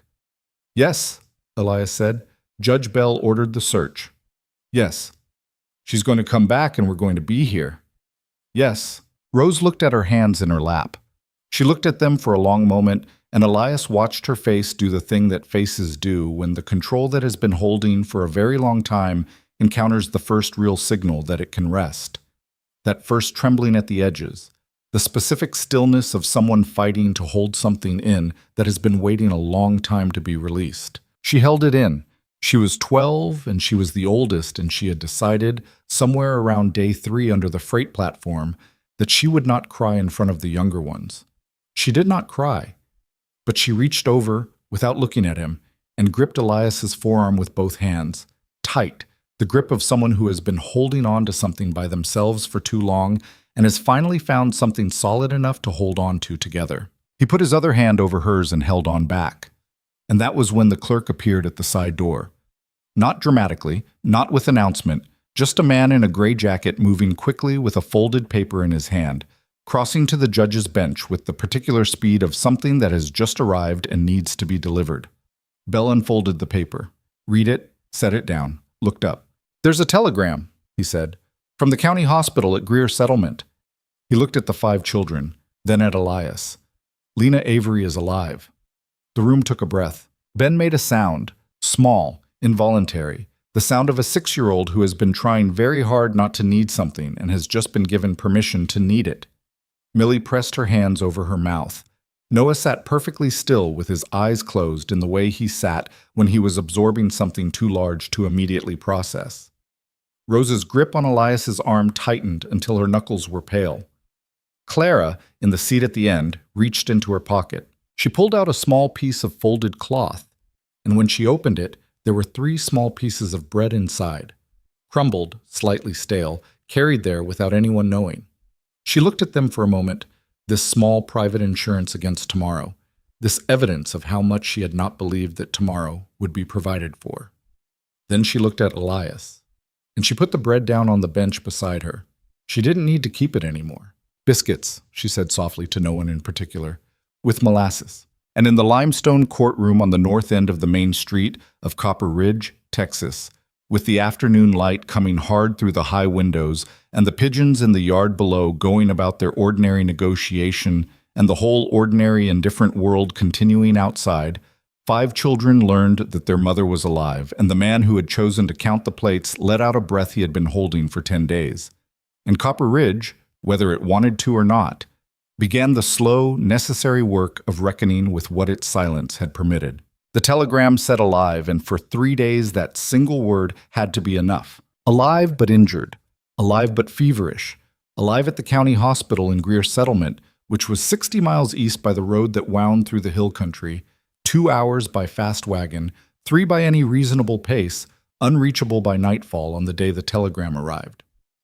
Judge Bell's clerk had wired back within the hour requesting details, and the details came in pieces over the following 2 days, each telegram a small addition to the shape of what had happened. Each one passed by Sabine to Elias and by Elias to the children in the careful sequence of someone who understands that information is medicine and must be dosed appropriately. The first additional telegram said, "Wagon overturned, leg injury, fever responding to treatment." The second said, "Patient stable, asking for her children." The third, which arrived on the morning of the second day in a different handwriting than the others, said simply, "She told us to tell Rose she remembered the locks." Rose was at the table when Elias read her that one. She pressed both hands flat against the wood surface and looked at them for a very long time and said nothing. Noah watched her from across the table. Ben had climbed onto the bench beside her and was leaning against her arm in the way he leaned against things when he was trying to offer something without knowing how to name it. Millie stood at the window with her back to the room. Clara, sitting at the end of the bench with her crutches against the wall, said, "That means she was thinking about us the whole time." "Yes," Elias said. "She wasn't gone," Clara said. "She was just away." "Yes?" Clara nodded, as though this distinction had required official confirmation and had now received it. She picked up her string from the table and resumed her knot. The journey to Greer Settlement happened on the morning of the 4th day after the hearing, in a wagon borrowed from the mill yard. Garrett, who ran the workshop below Elias's rooms, had arranged it without being asked, simply appeared at the foot of the stairs at 6 in the morning with the wagon hitched and a comment about needing it back by Friday. Elias had looked at him for a moment and said thank you, and Garrett had waved it off in the manner of a man who does not want to be thanked for things he considers self-evident. They drove east into the hill country as the morning opened around them. The 5 children arranged in the wagon bed with the particular configuration of children who have spent enough time together to know instinctively how to fit. Clara against the side where the boards were smooth, Ben between Noah and Millie, Rose at the back with her legs hanging over the tailgate and her eyes on the road behind them as though she were ensuring nothing followed. Nobody talked much for the first hour. The country was something to look at, cedar and limestone and the occasional creek running fast and clear in the bottom of a draw. And there was a quality to the morning silence that none of them wanted to interrupt, a held breath quality, the silence of people traveling toward something enormous and not yet ready to make words about it. It was Ben who broke it, inevitably, because Ben's relationship with silence was one of determined impermanence. "What if she looks different?" he said. "Different how?" Millie asked. "I don't know. Different sick. People look different when they've been sick a long time." "She's been sick for 2 weeks," Noah said. "That's not a long time." It felt like a long time. Nobody argued with that. Rose, without turning from the road behind them, said, "She'll look like Mama. She'll look different because she's been sick, and she'll still look like Mama. Both things are true." Ben thought about this. "Okay," he said. The hospital at Greer Settlement was a 2-story wooden building set back from the main road behind a low fence, white-painted and modest in the manner of institutions that are performing a serious function and have no resources left over for anything beyond that function. A woman in a gray dress met them at the gate, the attending nurse, who had been expecting them, and led them through a narrow corridor that smelled of carbolic soap and something floral that had been added to the carbolic soap by someone who understood that sick people live inside their noses as much as anywhere else. She stopped at a door near the end of the corridor. "She's been awake since early morning," the nurse said. "She knew you were coming today." A pause. "She's tired. Her leg will need more treatment, but she's been asking for the children every hour on the hour, so." She looked at them, at the 5 children arranged in the corridor, at Elias behind them, with an expression that was professional and also something else, something that people who work in hospitals develop after enough time, which is the capacity to recognize a reunion before it happens and to feel it in advance on behalf of the people who are about to have it. "Go ahead." Rose opened the door. Lena Avery was in a narrow bed near the window, propped against 2 pillows, and she was thinner than she'd been, and her left leg was wrapped in heavy bandaging from below the knee, and there was a fading bruise along her temple that had gone the particular yellow-green of old damage healing into the past. Her dark hair, the same dark as Rose's, as Clara's, was loose around her shoulders in a way that Rose had only ever seen at nighttime, at home, when everyone was supposed to be asleep. She was looking at the door. When it opened, she made a sound that was not a word. It was below words, more fundamental than words, the sound of something that has been compressed past its limit and has just been released. Ben went first, because Ben always went first when there was something to run toward, and he crossed the room in the specific way of a 6-year-old running, which is to say without any of the adult calculations about how hard to embrace someone who is injured, without any of the caution that comes from knowing about bruised ribs or healing legs. He ran and he went into his mother's arms, and she received him with both arms pulling him in, and he buried his face against her shoulder and made absolutely no sound at all. Millie went next, and Noah and Clara maneuvered herself on her crutches to the bedside with the focused care of someone who knows exactly where her body is in space at all times. And Lena's hand came out and cupped the back of Clara's head and held her, and Clara pressed her face against her mother's hand and closed her eyes. Rose stood in the doorway. She had been the first one through it, and she had stopped because seeing her mother, actually seeing her, not imagining her, not the version of her that had been living in the 2 rooms on Mill Street for 10 days as a kind of internal presence made of memory and necessity. Seeing her in the bed, thin and bandaged and alive, had required a moment of adjustment that she was still completing. Lena looked at her over the heads of the 4 children crowded around the bed. "Rose," she said. Her voice was hoarser than usual. And underneath the hoarseness, it was precisely her mother's voice. The voice that had said, "Remember the parcel," and she loved them more than she was afraid of anything. "And I'll be back in 3 days."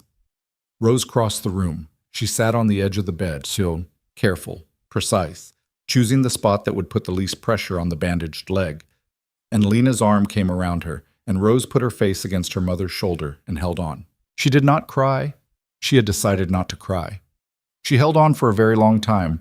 Elias stood in the doorway and watched the six of them together and found that the corridor behind him required his attention for a moment, and he gave it that attention and cleared his throat quietly and looked at the wall and was grateful for the nurse's footsteps retreating down the hall, which gave him cover for the 30 seconds he needed. Then he put his back against the doorframe and folded his arms and waited.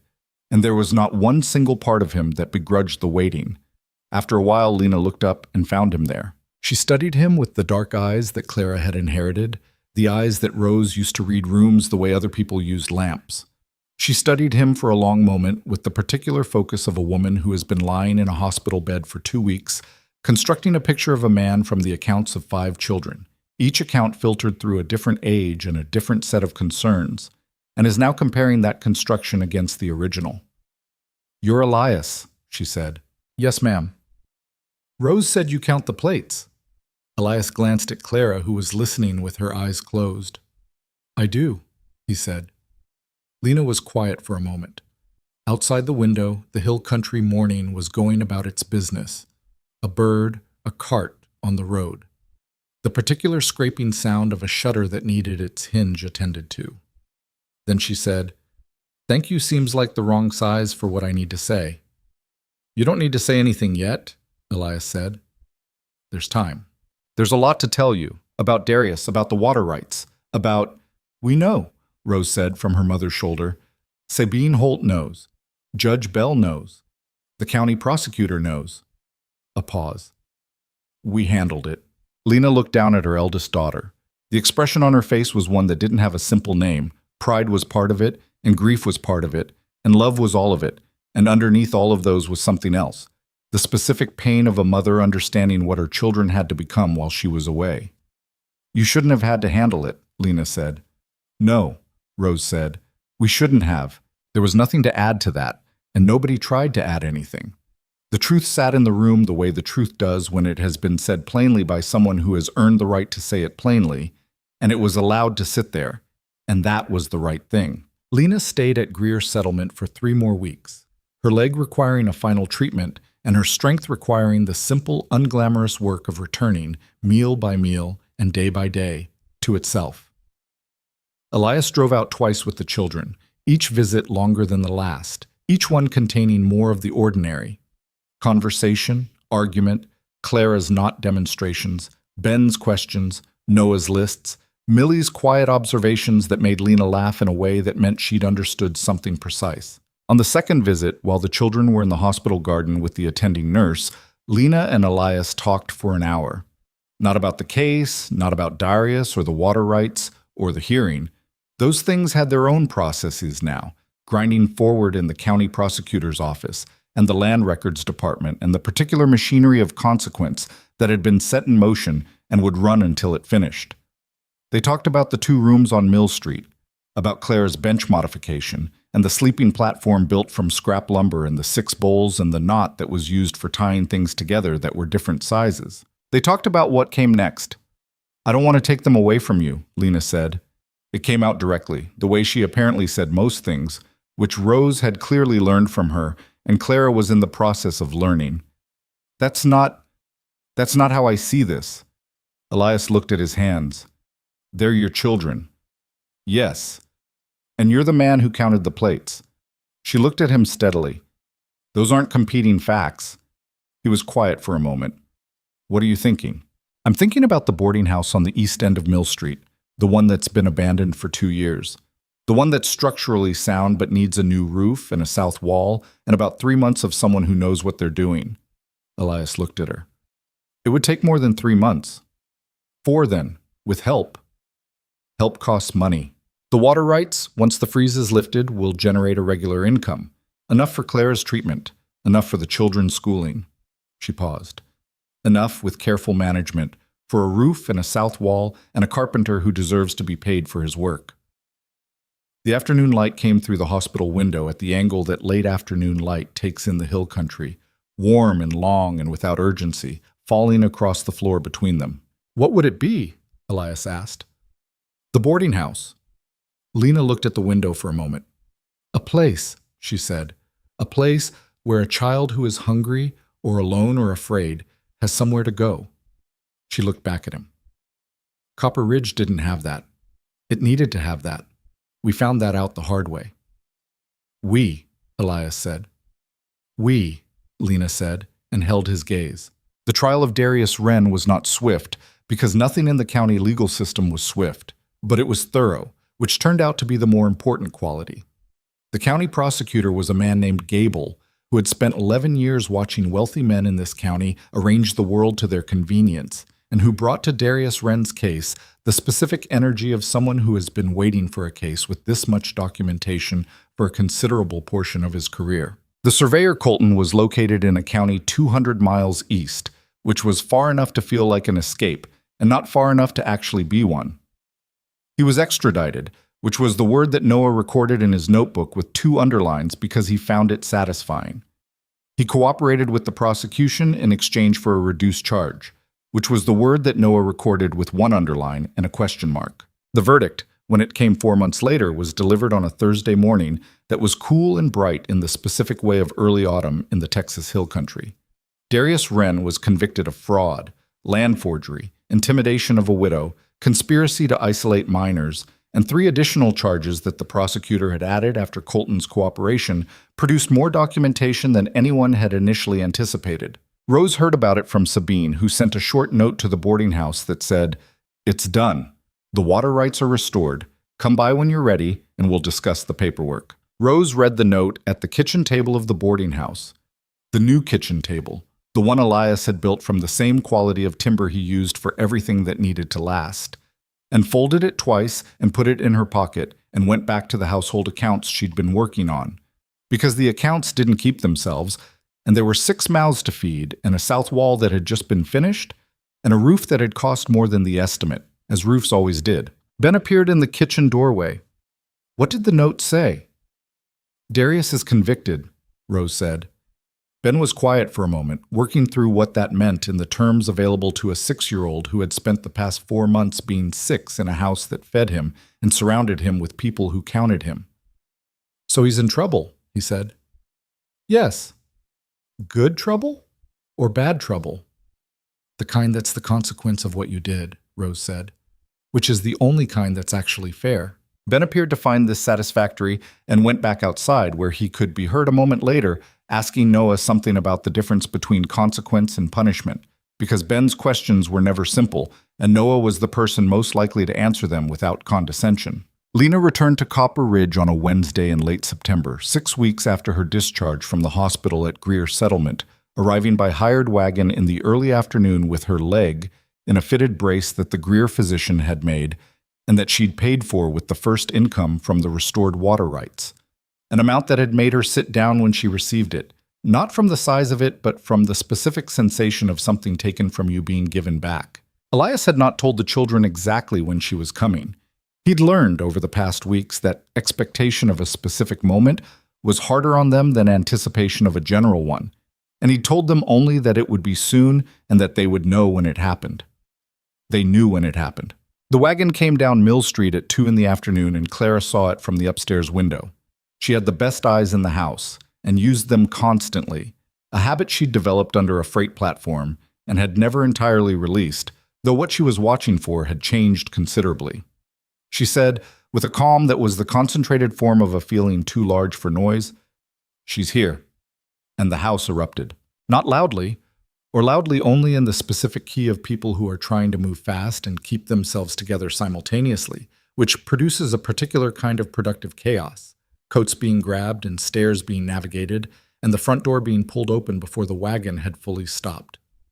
Lena came down from the wagon seat with help from the driver, and with the brace allowing her a careful but real walking pace, and she crossed the short distance to the boarding house front gate, and her 5 children came out to meet her, and the meeting happened in the ordinary front yard under the ordinary September sky, which turned out to be the exactly correct setting for it. Not a courtroom, not a hospital, not a freight platform, just a yard with the afternoon sun on it, and 5 children and their mother occupying the same space in the plain, ordinary world. Elias stood on the porch and watched. He would remember this specific image for the rest of his life. The shape of it, the particular angle of the light, the way Clara's crutches caught the sun when she moved through the gate, the sound Ben made when Lena's arms came around him, the brief moment when Rose and Lena stood face to face and looked at each other in the particular way of two people who have been carrying the same thing from different sides and are now finally able to set it down together. Later, when the wagon driver had been paid and the bags had been brought inside, and Lena had been installed in the chair by the window that had good light and a footrest that Elias had built specifically for the brace angle, measured twice, adjusted once, tested by pressing on it with both hands before he'd let her use it. Later, when supper had been made and the table had been set, Lena looked at the table and counted the plates. She counted them twice. Then she looked at Elias, who was at the stove, and she said, 6. 6, he said. She was quiet for a moment, and then she said, "We're going to need more than 6 eventually." He turned from the stove. "What do you mean?" "The sign," she said. She was looking at Rose, who was at the other end of the table with the household accounts open in front of her. "Rose has been working on the sign. Tell him." Rose looked up from the accounts with the expression of someone who has been waiting to be asked this and has prepared for it with the same thoroughness she prepared for everything. She reached under the accounts ledger and pulled out a flat piece of painted wood, small enough to hold in both hands. She turned it so Elias could see it. It read, in letters she had painted herself, imperfect and precise and entirely her own, "There is always room for one more plate." Elias looked at the sign. He looked at it for a long time. "For the door," Rose said. "For when it's open, so people can see it from the road." "People in need," Noah added from his seat. "Specifically children in need. That's the operating parameter." "We're not calling it an operating parameter," Millie said. "What are we calling it?" "A home," Millie said. Simply, finally. The word settled into the room the way the right word settles into a sentence that has been waiting for it. Not dramatically, but with the specific satisfaction of fit, of the correct thing in the correct place. Elias set the spoon down on the stove and looked at the 6 plates on the table, and at the sign in Rose's hands, and at the 5 children and their mother arranged around the kitchen of the boarding house that had been abandoned and was now, through considerable collective effort, something else entirely. "The 6 plates home," Lena said. She was looking at him. "That's what we've been calling it." He looked back at her. "That's a good name," he said. The weeks that followed were the particular kind of full that had nothing to do with busyness and everything to do with presence. The fullness of a house that is being lived in by people who have reason to be in it and know it. Elias worked on the remaining repairs with the focused attention of a man who is building something he intends to last.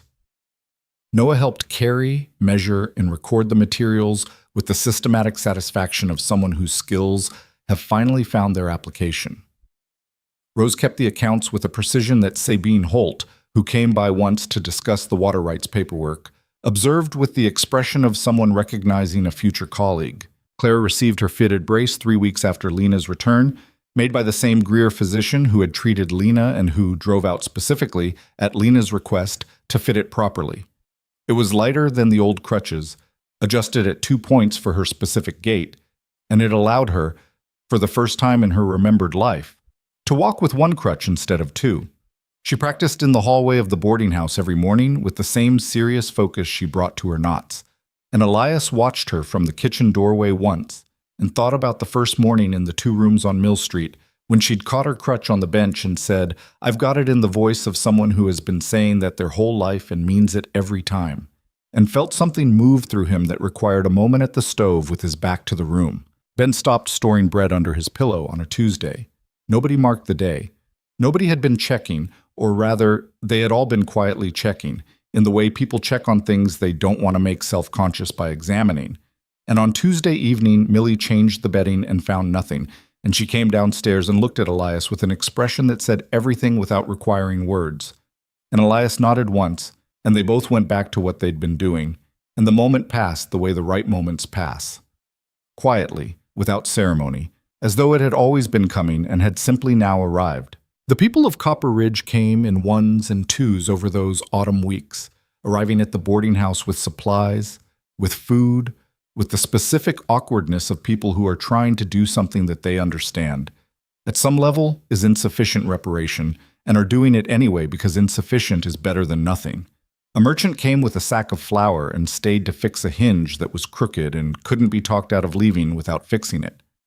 Two women from the market district came with fabric and spent an afternoon with Lena making curtains for the main room and a cushion for Clara's chair. Garrett from the workshop below came with a box of tools that he said he was clearing out and couldn't use but that were good quality and might as well stay in the building. None of them said they were sorry. Most of them didn't need to. What they did instead was come, which was the thing they hadn't done before and which turned out to be not sufficient, not reparation, but a beginning. A different way of being a town than the one they had demonstrated under the freight platform in July. Rose, who did not forgive easily or quickly or without evidence that the forgiven thing had genuinely changed, watched each visitor arrive and watched what they brought, and watched how they spoke to Clara and to Ben and to Millie and to Noah. And she made her assessments in the private ledger she kept in her head, alongside the financial one. And she said nothing about her conclusions to anyone except, once, to Elias, in the kitchen after everyone else was asleep. "They're ashamed," she said. "The ones who come, they're bringing flour and fixing hinges because they're ashamed of themselves." "Yes," Elias said. "That's not the same as being good." "No, but it might be where good starts." Rose was quiet for a moment, considering this with the same serious weight she gave to things that deserved it. "Maybe," she said. She looked at the household accounts, then at the sign on the wall above the door, the painted letters in her own hand. "If someone comes who needs the home. A child, I mean. Alone." "We take them in," Elias said, "without counting the cost first?" He looked at her. He looked at her for a long moment. This 12-year-old who had stood under a freight platform for 5 days with a wagon spoke in her hand and 4 children behind her and had refused, through sheer force of will, to let the town's indifference become her children's fate. "Without counting the cost first," he said. Rose nodded, filed it, looked back at the accounts. "The south wall repair came in over budget," she said. "I know. By how much?" $4.60. "I'll make it up on the mill job next week." "I know you will." She closed the ledger. "I already accounted for it." He looked at her. At this girl who had become, in the span of 10 days under a freight platform, and 10 weeks in 2 rooms and 1 boarding house, someone who checked the locks and kept the accounts and distributed the food by need, and held on to an old man's arm in a courtroom and had not cried once, not once, even when she had every right to. "Rose," he said. She looked up. "You can rest, you know, sometimes. You're allowed." She looked at him for a moment with the expression she got when she was processing something she hadn't expected. Then, slowly, something shifted at the corners of her mouth. Not a full smile, not yet, but the suggestion of one, the shape of one, the place where a smile would be if it was given a little more time. "I'll add it to the schedule," she said. He laughed, genuine, unguarded, the laugh of a man who has not laughed like that in some time and is slightly surprised by it. Rose's near smile became more actual in response, and for a moment the kitchen was simply a kitchen with 2 people in it who had been through a great deal together and were on the other side of it, and the night outside was simply a night full of ordinary sounds and ordinary darkness and the ordinary sustaining promise of tomorrow. The sign went up above the front door of the Six Plates home on a Friday morning in October, when the air had finally relented from summer and the cottonwoods along the road had gone yellow, and the world had the particular quality it takes on when the worst of the year is behind you and the next thing hasn't arrived yet. Elias held the ladder. Rose climbed it. She'd painted the sign herself, and she hung it herself, with a nail on each side that she'd measured twice before she climbed. And when she came back down, she stood on the front path and looked up at it. There is always room for one more plate. Lena came to stand beside her, then Clara on her single crutch, then Noah and Millie shoulder to shoulder, then Ben, who wedged himself between Rose and Clara and looked up at the sign with the expression of someone reading something important for the first time. "What does it mean exactly?" he asked. "One more plate." "It means," Clara said, without looking away from the sign, "that if you're hungry and you're alone, you come here and there's food. And a place to sleep, Millie said. And people who count you, Noah said. Ben thought about this. He looked up at the sign for another moment, working through the full weight of it, in the particular thorough way he worked through things when he was taking them seriously. Then he nodded, settled, satisfied. "That's good," he said. "Yes," said Elias from behind them all, his voice low and certain in the October morning. "It is." And the sign above the door of the Six Plates home caught the morning light and held it, plain and readable from the road, for anyone passing through Copper Ridge who needed to see it, which was, as it turned out, more people than anyone had counted on, and fewer than Rose had been quietly prepared for, and exactly as many as there needed to be.